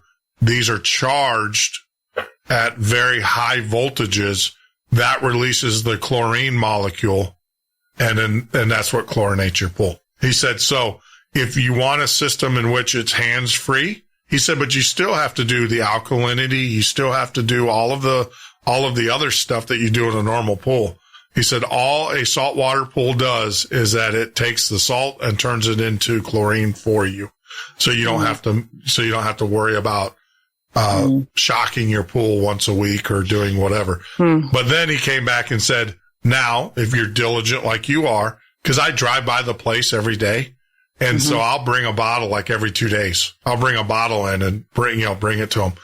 And and they tell me, they're like, oh, you're fine for the week or whatever. You're fine for the. So it's funny. He goes, if you're diligent like you are, he's like, he's like, it's kind of a trade-off kind of thing. He goes, because you got this, he goes, you also got to think about it too. You got a high voltage device that your water's running through. He goes, that kind of would make me he goes, it's safe though. He goes, but that's a mindset too, that you're generating very, very high voltages to separate the sodium and the chlorine atom. I don't know. I stay out of pools. I'd probably, if I had a pool, would ozonate it, or just look into it a lot more. But, there's. Yeah, I'd stay out of public pools. I would never go to a public pool. No. No. There's a no. A lot of people don't realize this is that pool smell that you smell, that chlorine smell when you go to a pool. Do you know what that is? Don't you? Chlorine gas. No. It's the ammonia from urine interacting. I learned so much with this. I'm a science geek. That smell, that pool smell, is actually the ammonia from the urine interacting with the chlorine. That's what gives you that pool smell. A chlorine pool, a pool that's, if you can go to a pool and you smell that chlorine smell, that means that someone's gone to the bathroom in the pool. Didn't know that. But a pool that is properly pH'd and properly you will not smell that chlorine smell. But hey, urine is one of the great thing. I have this book that I wrote called the Yoni Care Handbook. Yeah. For women and for men, actually. Part of my teachings, because I've been exposed to so many ancient lineage teachings, there are the sacred sexuality teachings, actually. And so I share some of those and different things, and I wrote the Yoni Care Handbook, and it actually talks about urine in it, using urine as a cleanser. Urine is used for many things, but it's no good reason to go into a public pool, though. There's no reason. Well, I'll tell you, this is when you work when I was a kid, I worked on a farm. When I was younger, and my hands were, I have soft, dainty hands, or I did, and an old timer said, you know how you get rid of that? And you want calluses, manly hands to work, especially when you're doing pole soles or you're throwing hay bales. And, I was like, what? And he goes, go and pee on your hands. I'm like, to make them softer? No, to make them hard, callous. He said the urea in the pee will actually cause your hands to callous up, to make them hard. No, not to make them soft. I had soft hands. I had girly hands. I was a computer guy, so I never really. But when I got into manual labor, I had this old guy, this old farmer. He was like, you couldn't wear gloves. It was hard to, wear gloves and have the dexterity in your hands that you needed when you're throwing bales of hay, having to reach up underneath the cords. And, he told me, he said, go pee on your hands. Now I was like, yeah, right. You guys it's kind of like the new guy, right? Go. The many uses of pee. You can put pee on your face. Like if people have acne, you can put pee on your face, your own pee. It's supposed to be good. Pee for bee stings. Supposed to be really good for that. Yeah. The things are pee. Well, the urea, let's talk about pee. Yeah. Let's talk about pee. As we bring on our very special guest, Beth Leone, the pee expert. No, it's natural. I mean, how can it be any, well, I'm not going to drink it or anything, but drink it. I mean, but how can it be any different than most of the other crap that has everybody you talk about putting pee on your face. Has any lady out there or any guy for that matter these days turned your makeup bag over and actually read what was in the makeup? You got, all sorts of placenta. I mean, it's amazing. All the stuff there's in there. Oh, yeah. Yeah. The body stuff is good. Yeah. Yeah. See, I'm sorry. I'd rather just go around stinking up. We digress. We digress. Okay. But, what were we talking about? Well, you brought it up. You said that you were, hey, I'm just the captain. You're the navigator tonight, my friend. So, let's talk about that. Since you brought it up, not pee. That's funny. Okay, yeah. What else do you want to talk about? What else do you want to talk? Well, let's talk about the sexuality part of it. So a lot of your training too is that, we're creatures of love. And I think there's a difference. I think, we tongue in cheek this word called sexuality. And it's like, and this is not the perverse type. I mean, love. I mean, I can't, you were talking about DNA giving life, giving out light and absorbing light. Did you see the study where they said at conception that there's actually like a mini Big Bang?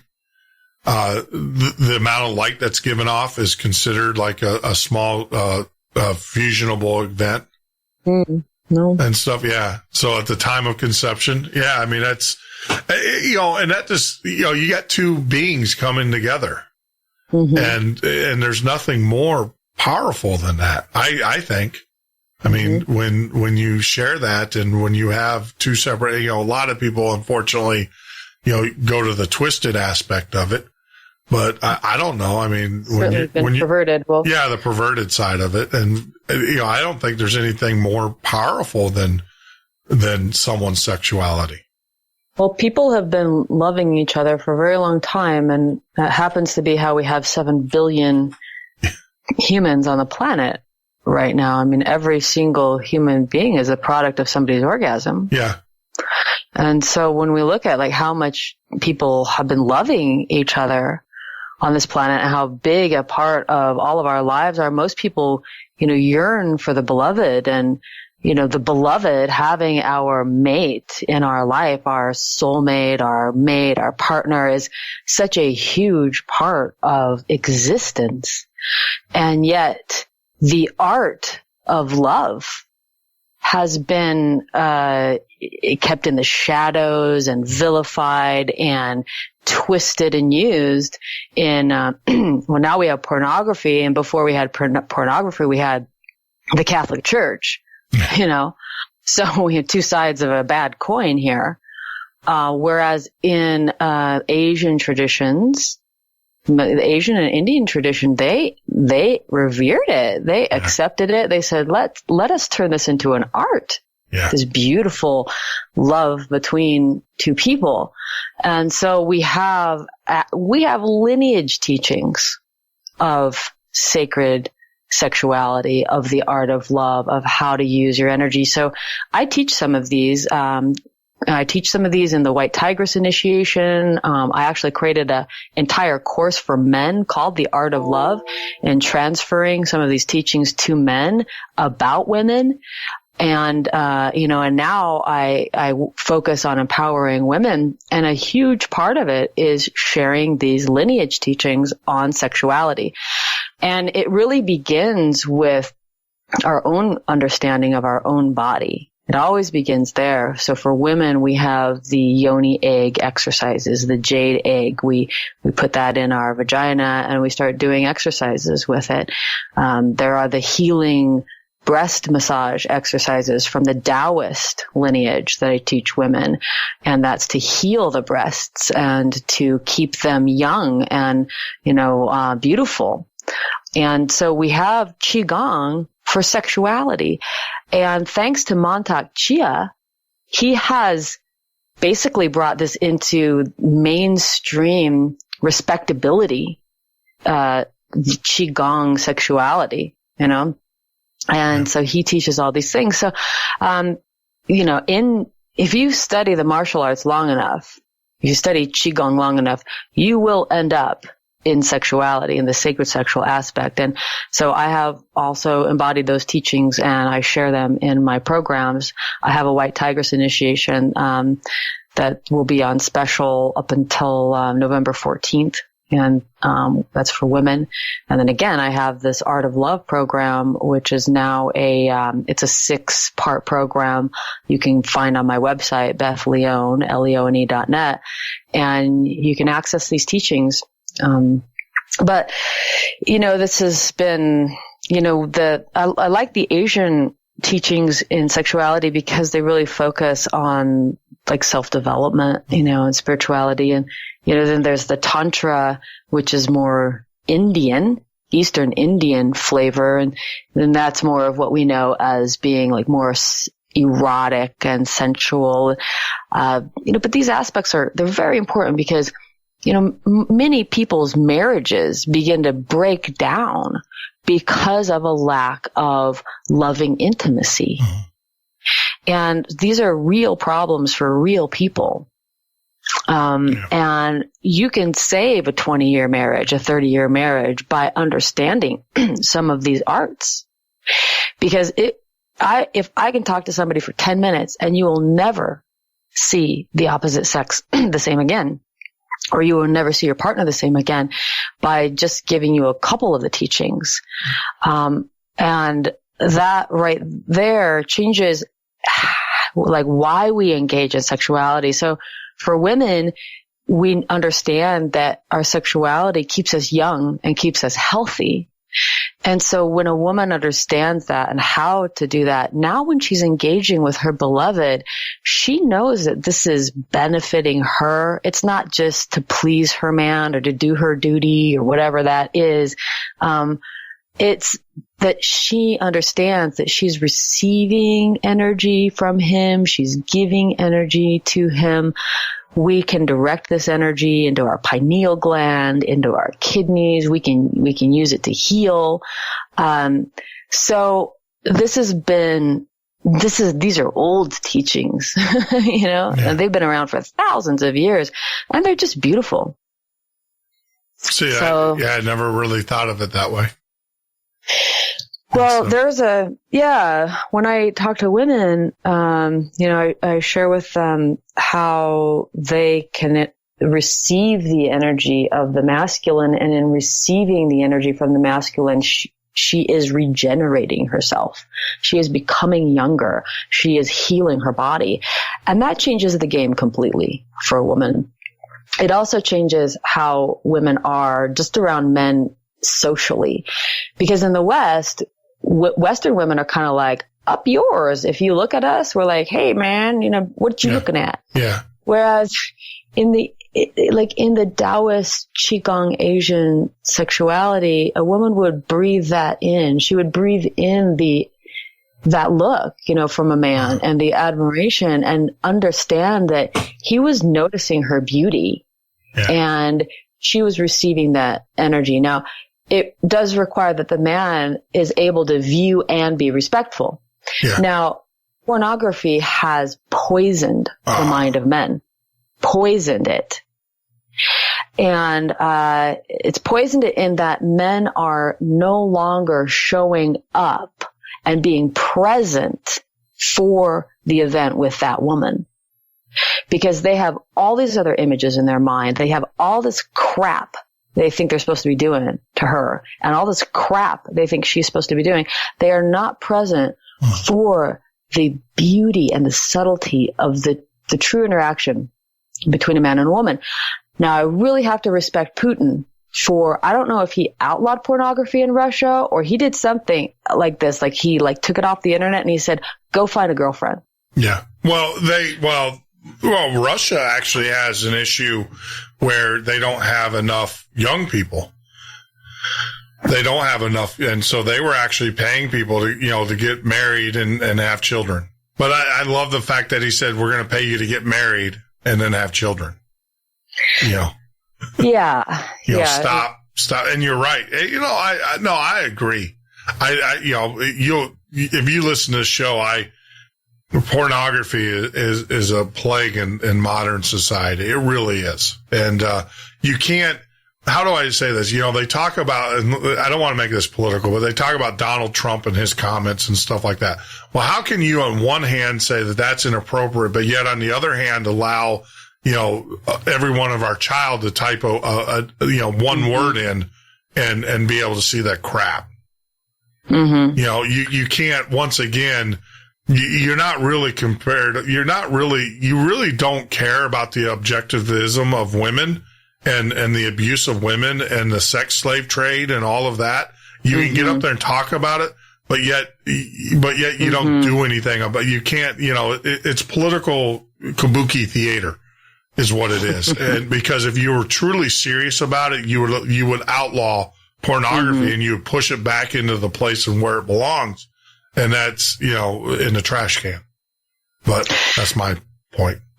Yeah. My rant. It really hurts men because what it is doing, it's programming a man's mind to basically have an out of body sexual experience. Yeah. He's not really in his body. He's, addicted to these hardcore visuals. And so he isn't going to actually be able to feel his beautiful, natural, innocent energy as much. Yeah.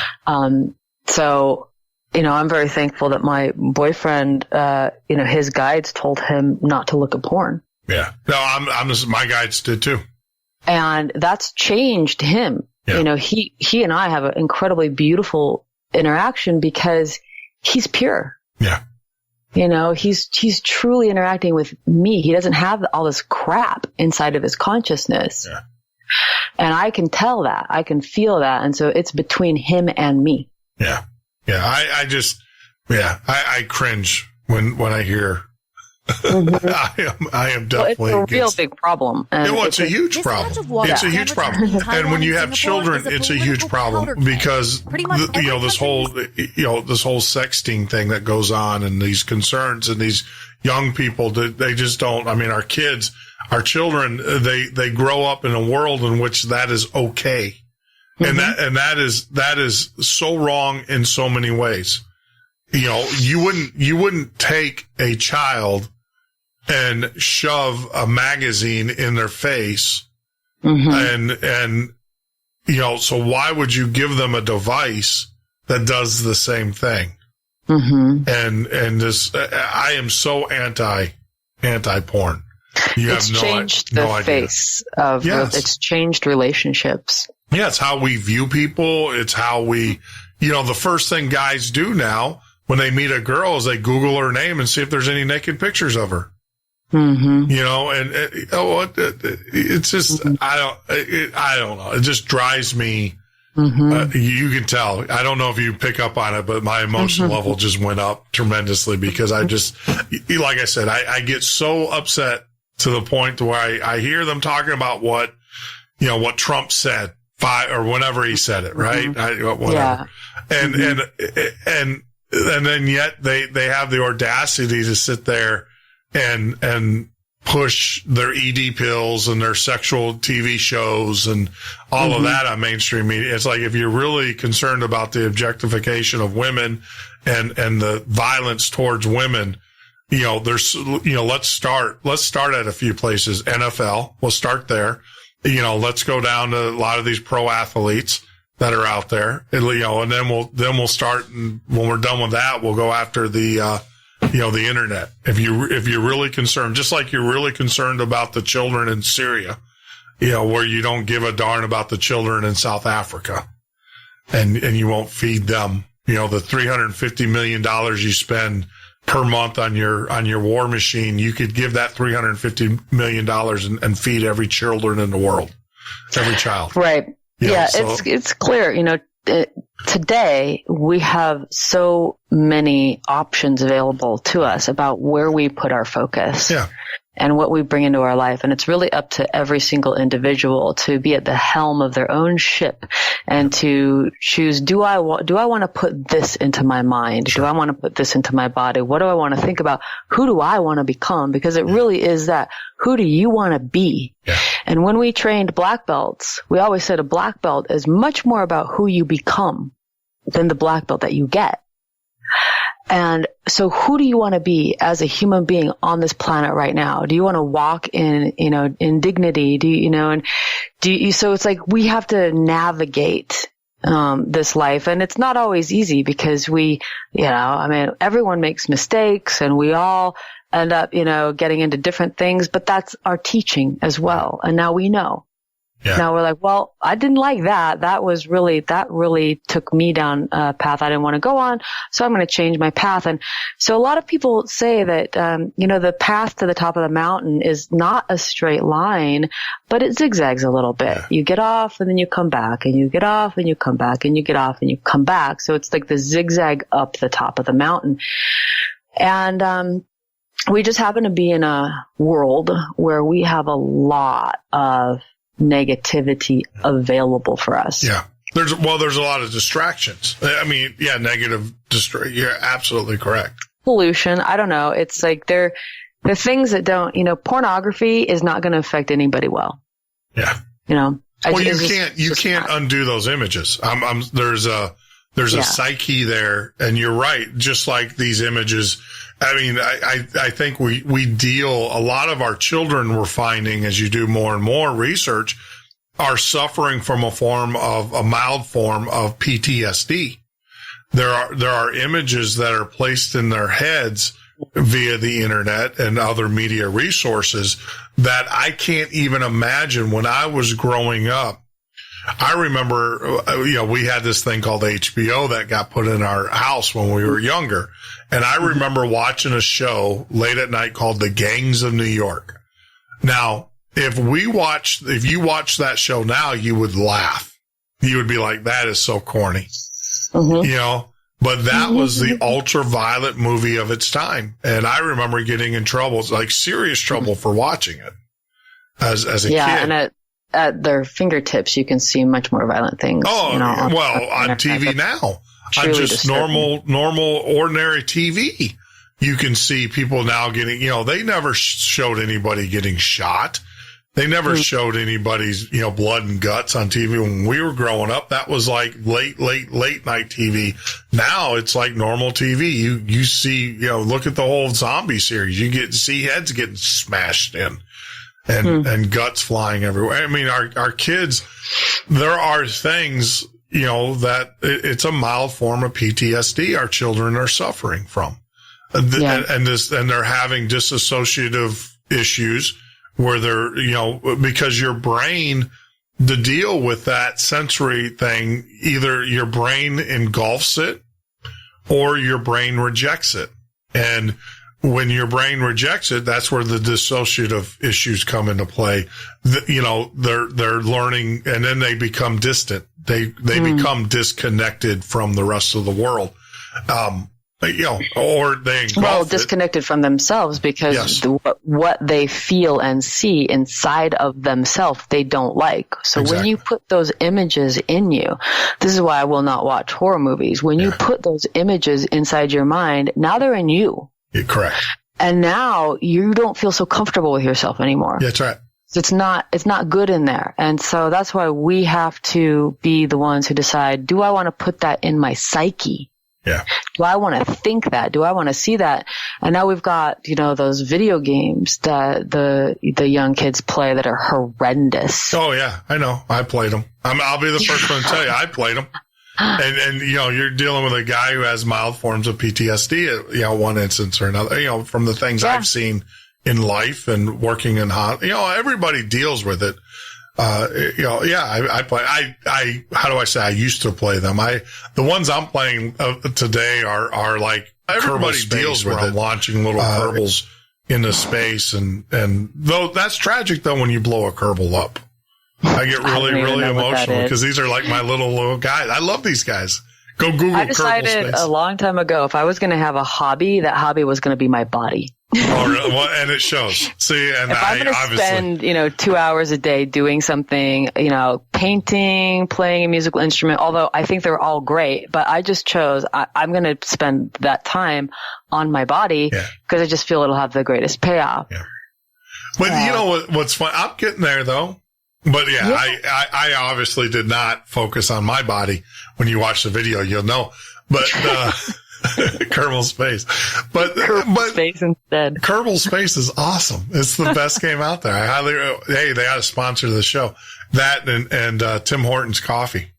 But, so the thing is, it's funny though, because of the show, and I have a voice coach that I work with. And, so now I'm learning about breathing technique. But what's really funny is that one of the things that she was saying is that I need to start looking at, martial arts, because she said that teaches you how to, how to move and how to use your muscles, your muscle groups to your benefit. Well, I highly recommend Shaolin Kung Fu if you're going to do a martial art, because Shaolin Kung Fu is it's got a deeper root into the healing and spiritual lineages, and it's more flowing and beautiful, and it also focuses more on, I think, that movements that are better for the body. Sure. It's very different than like Taekwondo, which can focus on like high kicks, which can really hurt your joints and things, and hard styles. We call them hard styles. Karate, Taekwondo, those are hard. If you look at Shaolin Kung Fu, that's where you'll notice much more of the flowing circular movements. And it's because it has a root inside of this healing art called qigong, which is a very mystic art. Yeah. So I would recommend Shaolin if you are going to go into the martial arts. So I'm looking here, and the closest Shaolin dojo, if you want, I'm learning, is about 200 miles away from me. Oh, interesting. Well, qigong is another thing. I would actually start with qigong, because as you're bringing your body up to the point where it could even like get into the martial arts. The martial arts are pretty heavy duty. I would say start with qigong. So if you look up qigong, Qigong, you might find something. I noticed you sell a qigong. I do. I have something called the Fundamentals of Qigong on my website, BethLeone.net. I have another website called the Tao Lab, the TAOLAB, and it's there as well. And it takes people through the basic, just all the basic things you need to know to have a Qigong practice, and a Qigong set called the 8 Pieces of Brocade, which is the prized Shaolin Qigong set. Yeah, I'm looking. Oh, that's like 300 miles away. I live in the middle of nowhere. Where are you? I'm in the middle of nowhere. I live, it's funny. We live in a place, it's called the Nature Coast of Florida. So we are on the Gulf, literally right on the Gulf, but we're in it's about a 3,000 acre protected, area of, literally, I have friends that come from northern Michigan or northern, the northern part of the U.S. And they're like, your woods, your forests here are just like ours, except it's 90 degrees and you have alligators in them. And everything. It's called the Nature Coast, and it's known for its nature, but it's in the middle of nowhere. Mm-hmm. So the closest city is about 45 minutes, which is Gainesville, but, straight across. Mm-hmm. So Gainesville, University of Florida, Tampa is about an hour and a half. That's usually where a lot of I'm looking at what you're saying, and that's where they're all at. They're in Tampa wow. Well, there's some things on YouTube. You can check out my Fundamentals of Qigong program, which will start giving you a foundation for something, and then, who knows what might come into your life.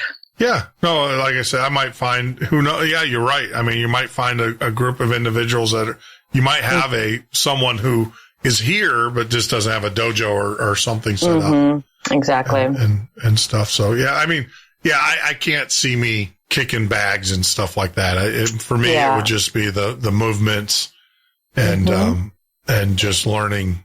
It's really more about the art of it, the health and healing aspects of it, keeping your body in a good way, in shape with, ancient movements and ancient principles. Yeah, you would be laughing at me if you probably saw, but that's what I go in the pool. That's my exercise. My hour a day in the pool exercise is just moving, just moving water. It's funny because that's what my doctor friend told me. He said, just move water. He said, I don't care how you move it. He said, just get in the pool and move water with your hands, with your body, with your feet. He said, just always be moving water. And he said, you'll be okay. Yeah, it doesn't have to be complex. It's actually quite simple. You can just walk or swim or, the body just wants to move. It needs to move. Yeah. It's awesome. Yeah. Well, my friend, I mean, I thoroughly, is there anything, I always do this, is there anything that we left out that you would like to talk about?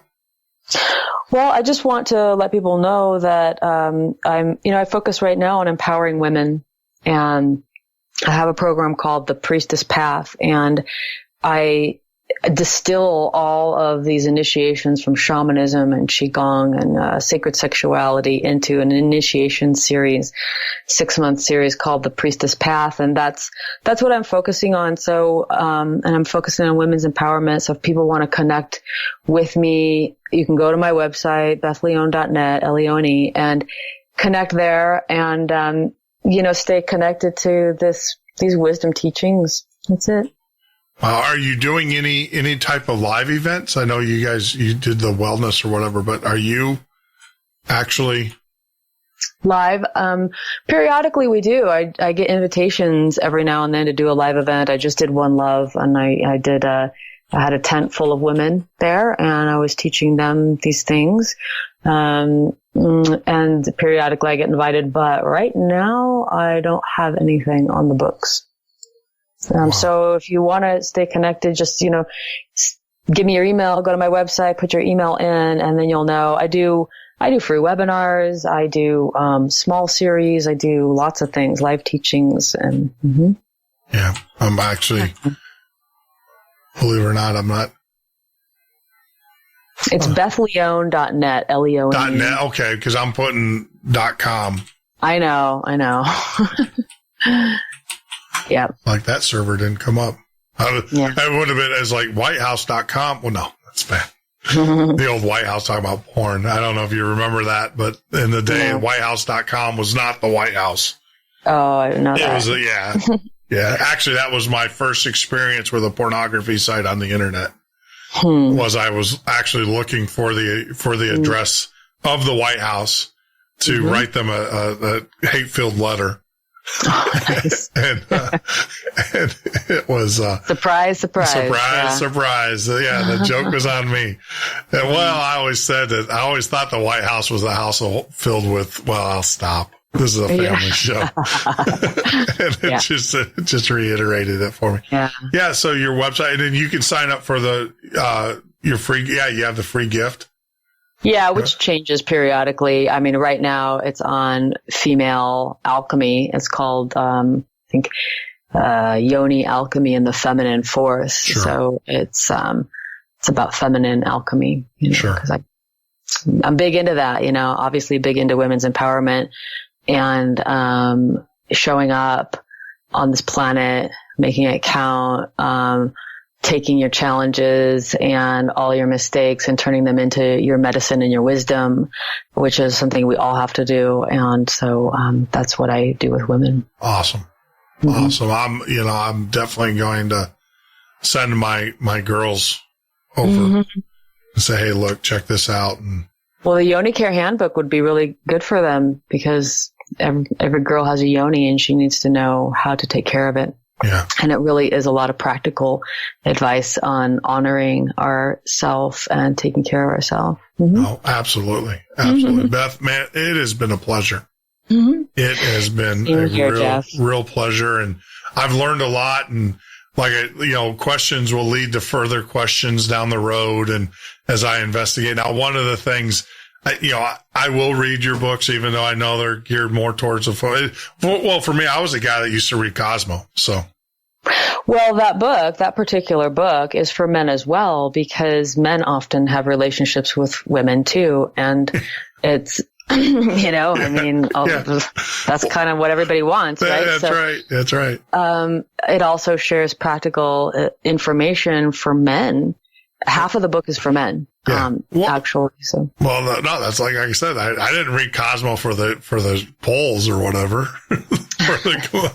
You need to know. It's like somebody's got to share this information. Yeah, because you're definitely not going to get it from your buddies, you know, or whatever. And it's like, hey, look, I was ahead of my game. And I feel a responsibility. I've been given ancient lineage teachings on the female body and on sacredness. And, you know, who else is going to share this information but those of us that have been actually given the ancient and sacred information. So, you know, I feel that once you have that, it's part of your duty to let other people know. Exactly. Well, and that's why, one of the reasons why I do the show. I love it, but more importantly for me, it's a way of getting this out because, you know, this show, depending on, but when it airs, you know, you got 2,000 to 4,000 people who are now, you know, exposed to you and your teachings and stuff. And if we get one or two people, I mean, even, you know, that's a great thing. The way I look change at it. the benefits their life. The thing is, absolutely. you know, the reason why we all do this is to give back something that can be of help to other people. Correct. That's why we share this information. That's why we put ourselves out there, you know, and, you know, some people, you know, I get ridiculed for my stuff. I get judged for it. People are like, who are you teaching Taoist stuff? And I'm like, look, you have no idea who I've trained with or, you know, the blessings with which I carry this information. But if you can change one person's life and make it better or guide somebody to a healing path, then it's worth it. Well, Beth, you don't do it for the money? The money. I make a living. You know, look, I decided that I wanted to teach my stuff, my sacred knowledge, and I figured out how to make a living doing it. I chose to be an entrepreneur. So instead of working for somebody else, doing whatever they're doing, I'm sharing the ancient lineage teachings, and I do make a living at it. Yes. Yeah. Well, you do. Yeah. Unfortunately, most of us don't. Well, not unfortunately, but you know what? I think, and I know that, well, we can talk some more. So, I mean, for me, this is a whole other thing. Monetizing your passion, monetizing your sacred work in the world. But you know what, though? I actually believe too, is that monetization comes when you are truly connected. I know a lot of people, that might sound crazy, but I know for me, if I was successful in some of the endeavors that I did to the point, and I was successful in the computers and writing technologies to the point where I, you know, was flying around in private jets and everything. But I actually believe that if that was the case with what I'm doing now, I wouldn't have the passion that I have for it now. Does that make sense? Because a lot of people do this there's a lot of mainstream shows that talk about alternative ideas and things. And you could tell that it's a corporate driven. It's not really a message driven. It's not passion driven. It's not passion. It's not a message driven. Yeah, I think one of the main things as a human being is to find out what is your purpose and your mission here on Earth. What are you here for? And to do it and to put it together. I mean, that's one of the things I did. I'm like, I will do my mission here on Earth. And it gives life a completely different flavor. And you can monetize it. That's actually one of the next series that I'm thinking about putting together is how to monetize your sacred work in the world, because I had to do it in order to reach the people and to make a living based on, I can spend my day giving sacred information and I can eat, you know, and I can take care of myself so I can focus on giving sacred information. Now that's a huge accomplishment for me. Yeah. Yeah. Actually, for me to have figured that out. And so I want to share that with other people too. You know, one is how to find your purpose and your mission. That's one thing. And then the next thing is to begin sharing that and doing that and being rewarded for that. Well, yeah, I've always said, like with me is doing these shows, I have a day job still. I still have my other company and I spend 8 hours, but I've always said, I can do so much more. We could do so. It's a strange trade-off because the one feeds the other, right? My day job, what I call my day job, feeds the ability to do this and to be able to bring this product out to the marketplace. And so I'm not negative against it because, it allows me to do this. But then I'm saying that once this takes off, we can do so much more because the 8 hours that I'm spending doing my day job to support this is 8 hours I can use to do and make this even bigger and marketable. But like I said, who am I to question? I've been told there's two voices that just came into my head. Number one is grandiose, don't get grandiose with it. And then the other thing is in due time. And those are the two, and my headset's not hooked to anybody. There's no one talking to me. But that's the message that I just got myself. Yeah, exactly. Was don't get grandiose in your process. And number two, in due time. And like I said, when we put this business plan together for this show, it's a 10-year plan. Doesn't mean we stop at 10 years. We have a 10-year plan and, we'll reevaluate, at that point. But yeah, in due time. Well, I wish you all the best and great success. Well, if I keep on getting good guests like you on the show, we will be successful in spite of myself. People don't come to listen to me. That's been proven. They come to listen. It's amazing. When I first started to do the show, we did 30 minutes of me just doing like news items, kind of like, hey, and then bringing the guests on. Now that I bring the guests on at the very beginning of the show, all of our listeners start coming in at the very beginning, where most of the listeners, they would know 30 minutes. And then, so they're definitely not coming for me. They're coming for you and our guests. Well, thank you so much for bringing me on your show today. And thank you. Thank you. And thank you for sharing your knowledge and passions with us. And hopefully there's someone who's going through an issue or needs some, and here's your life story, here's my life story, and some of our other guests' life story, and says, hey, there is a way. There's another way. And who knows, maybe we just turned on a young lady or even a young man into the martial arts, and maybe that can be their path, and they can highly suggest the martial arts. It is a good way. It is a good, skillful means to apply yourself and to learn discipline and to put your energy into and your strength and your passion. It is a high level art. Yes. Highly recommended. Yeah, no, I agree. I don't think I've never heard anybody talk bad about it. I've never heard anybody say anything but, martial arts. Martial arts is such a bad thing. And it's funny because with what's going on with young kids in football and stuff, and, parents, if you got hyperactive children out there that are listening and stuff, and you want to get them into sports, martial arts, I think, would probably be the safest sport that you can probably participate in out there. Yeah, and my, just for listeners, my lineage is Zen Wellness. So anyone that even wants to learn even more online martial arts, you can go to zenwellness.com and you can do online trainings, and they have amazing school structures. And my ex-husband is Michael Leone, one badass dude, and highly, highly recommended. Wait a minute. I didn't know that. And where do you think I come from? Well, I don't know. I don't ask. I mean, it's, everybody's got a lot of different names. It's on my website. I didn't know that. I didn't know that. Because, I know you talk about David, your boyfriend, but, right. And you mentioned the fact that you lived with your husband was a master, and it never clicked.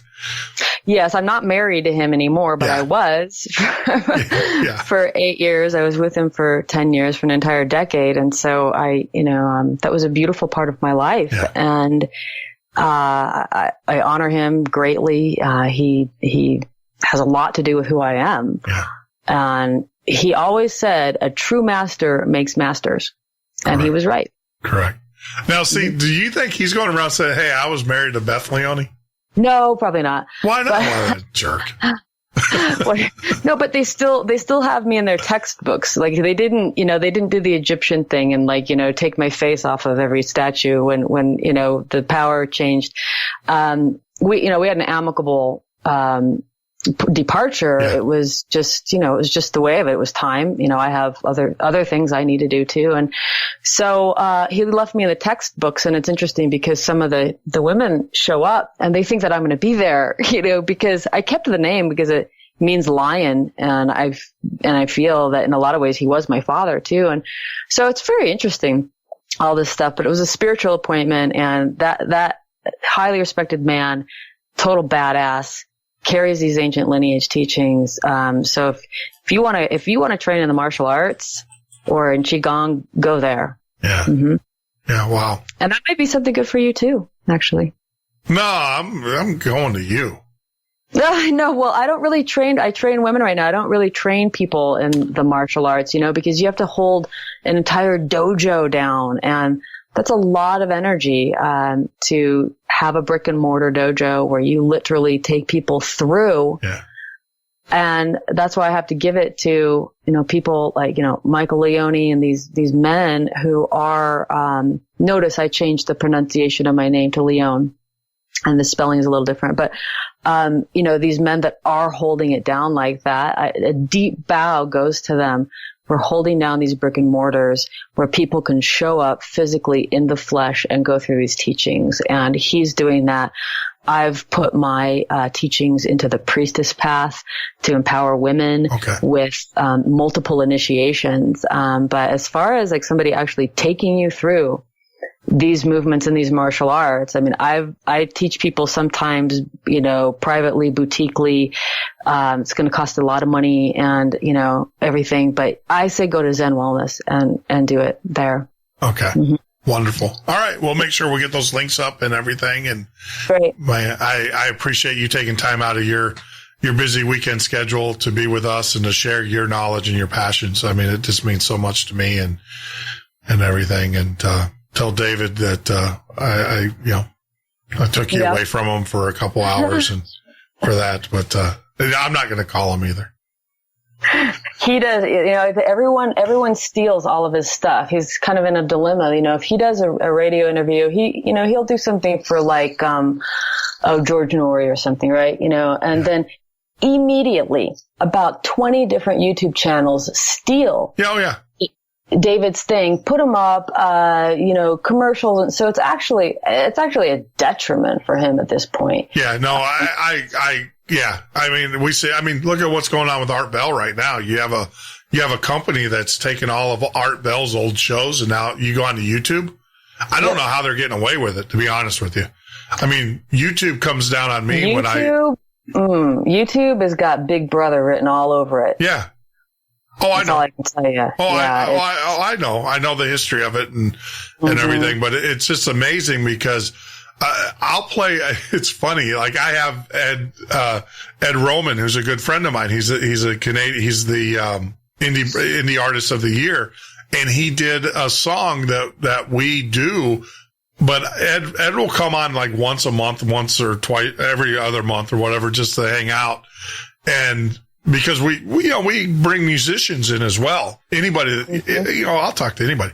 And it's funny because I'll have him on the show and he owns his music and he'll say, yeah, play that. He goes, hey, Jeff, I got this new song out. Go ahead and play it. I did it with Rastafarians and, he's a real hip dude. And I'll play it. I'll put it on YouTube and YouTube goes, copyright strike.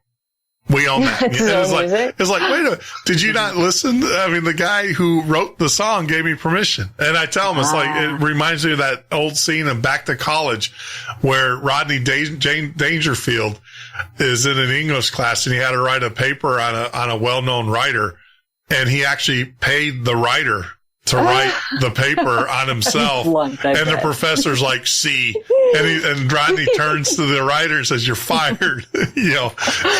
That's the way it is. That's how I feel. Yeah. It's crazy how it works. But no, I do get it, is that, yeah, I understand. And that is a growing concern with a lot of, I get it all the time when I reach out to certain, certain people in the business and they say, well, I would love to, but the problem is that you don't have the protections that. Yeah. And it's not for radio shows. Yeah. Well, I do though. I mean, actually we aggressively go after people who redo our shows. I have a, that's one thing being in the software business and having patents and trademarks in software.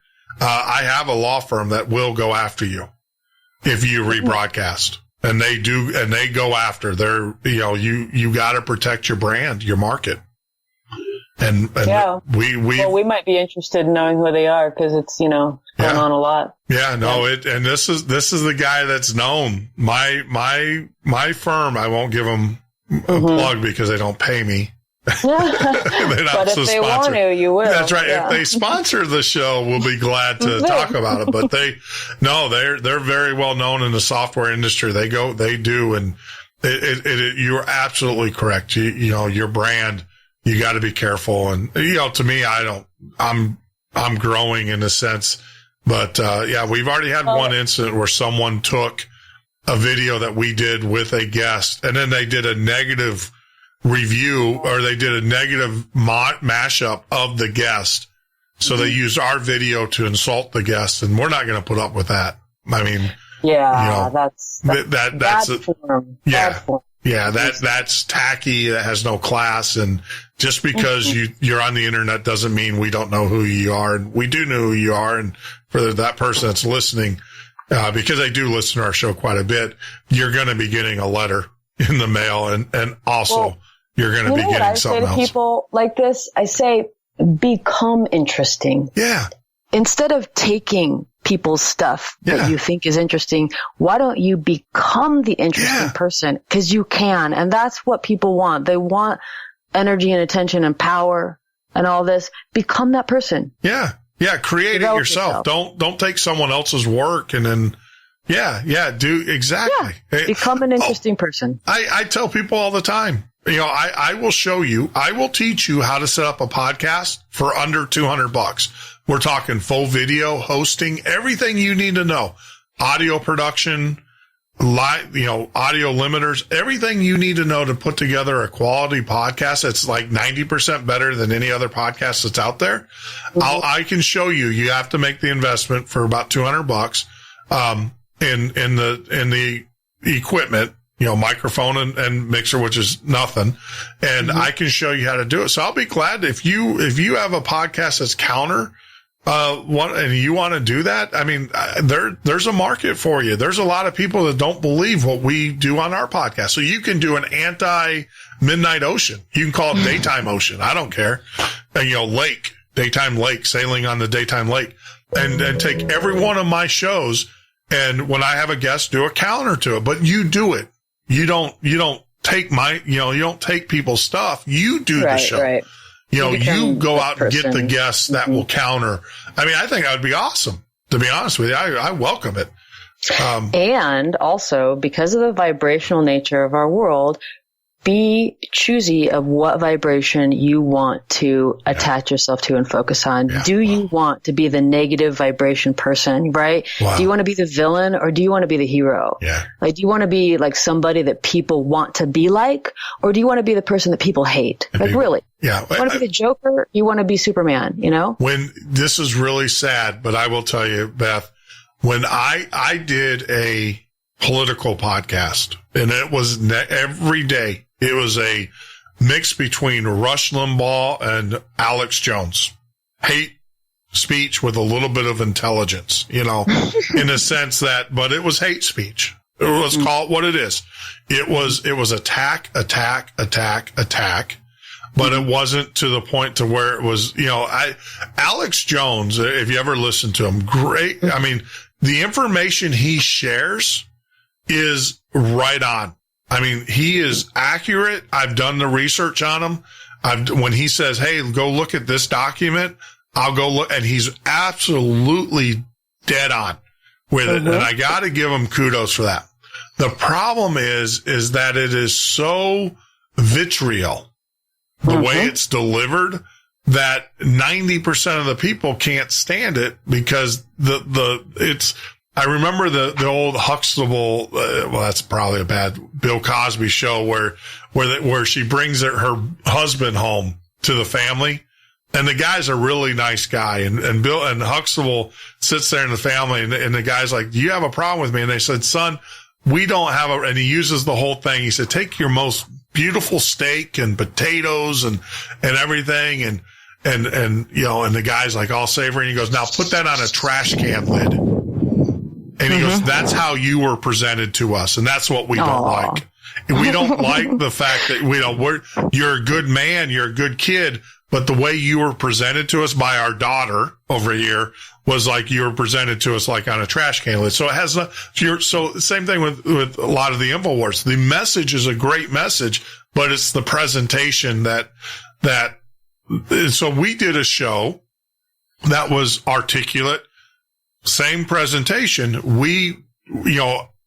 I could turn on the radio, or I can turn on the show, talk for 10 minutes, have 2,000 listeners keyed in. When we had guests on, we had 20 to 40,000 listeners. So that's how popular we were. The problem was with what you exactly said. When I got done with that show, I was so emotionally drained.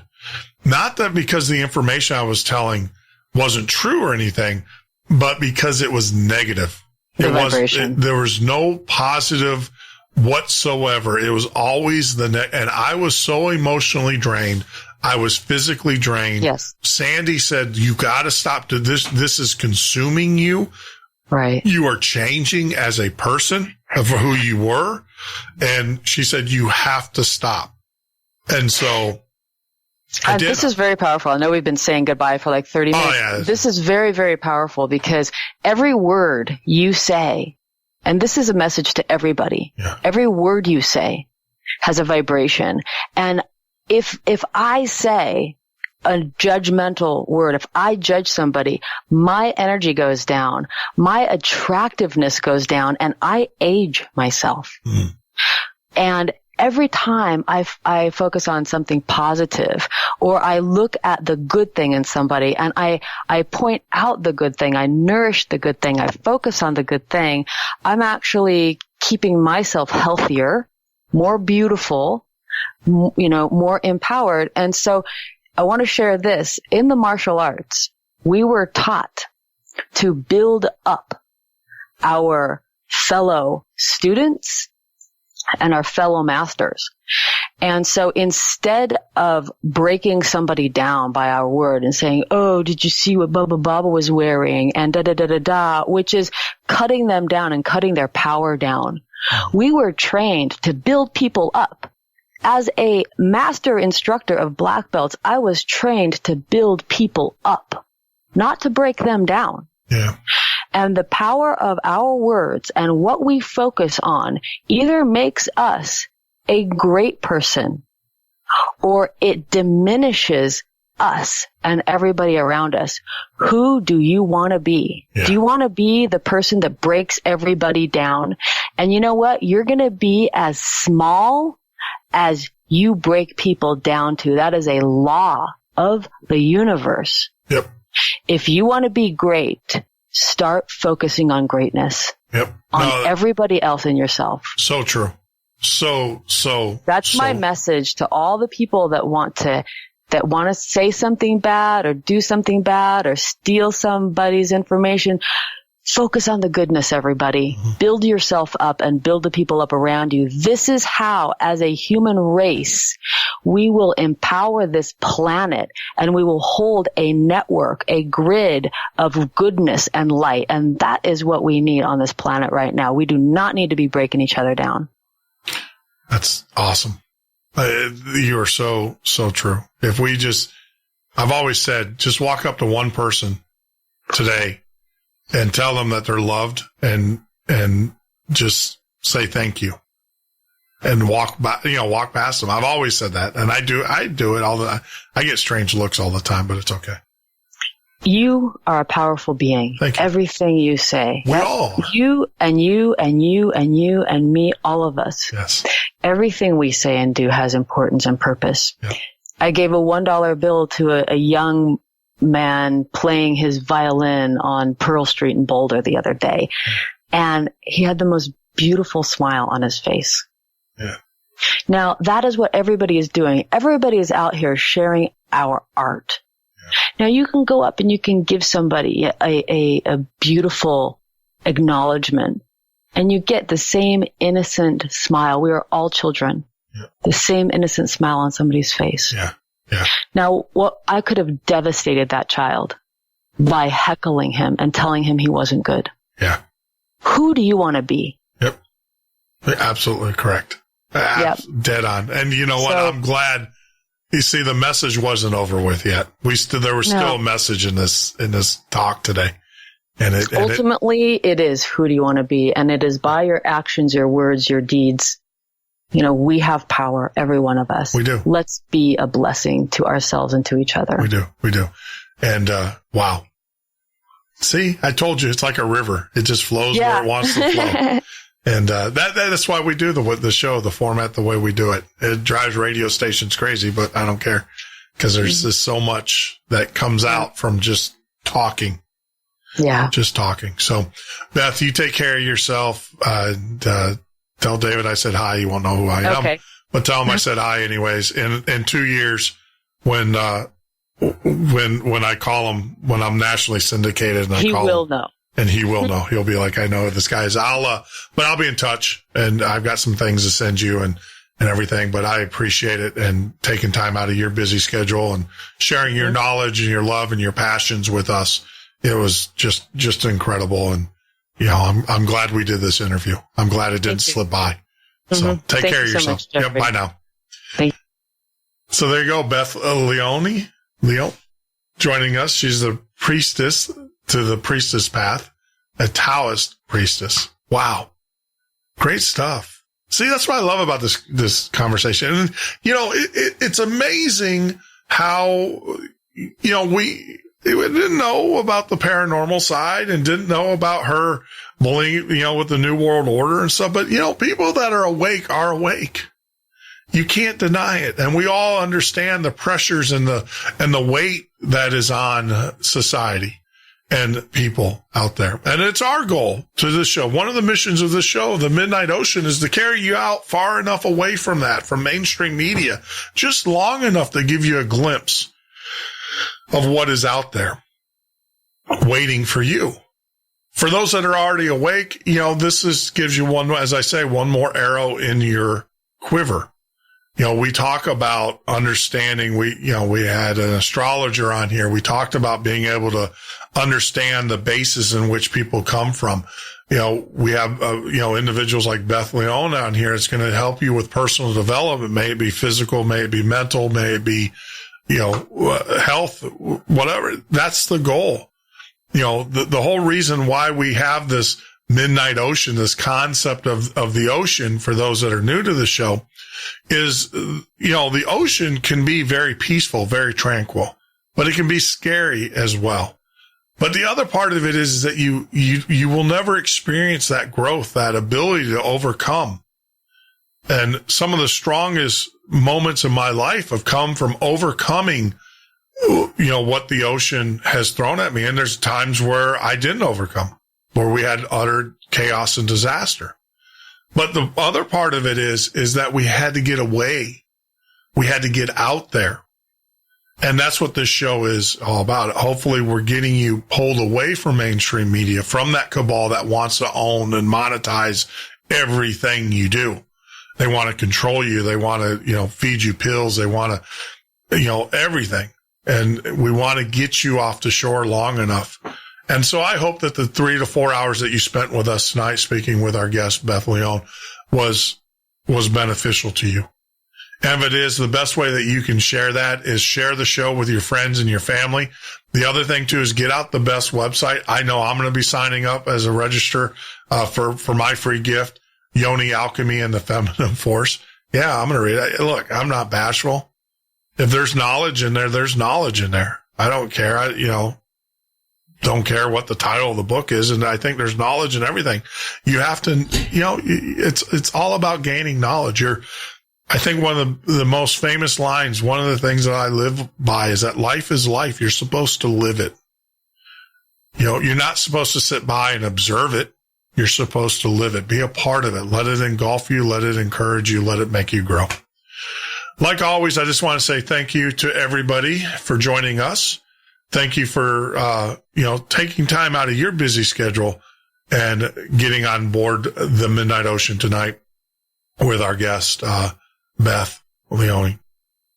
Wow. Powerful stuff. Powerful stuff. But like always, it all must come to an end so we can prepare for tomorrow. Not that it's always over. It's as though we can get ready for what we have on tap for you tomorrow. Tomorrow, hang out there. We'll, let you know. The best way to know upcoming shows is if you go out to themidnightocean.com. That is themidnightocean.com. On the right-hand side, scroll down. You're going to see a calendar of guests. Click on that, and you will see our upcoming guests. If you are new to the Midnight Ocean, please make sure that you hit the subscribe button there on YouTube. And if you're on Facebook, share with all of your friends and family. And if there's anything I can do for you, the best way to reach me is if you become a Midnight Listener. If you go to midnightlistener.com, upper left-hand corner, register. There is no secret handshakes or codes, or it doesn't cost anything. When you become a Midnight Listener, there is a SMS text message phone number that you can use. You can actually text message me, and that comes directly to my cell phone. Don't call it because it's not my phone number, but it is a way of you text messaging me, and so we can communicate. So if there's a guest or something that you want or like about the show, something you don't like about the show, just let me know. I'd be glad to talk with you. I mean, I'm probably one of the most accessible talk show radio hosts that you will ever meet or ever listen to. But like I said, for all of those who know the show, you know how we end things around here. And I just want to tell you, if you can be anything in the world, make sure you're this one thing. Just be love.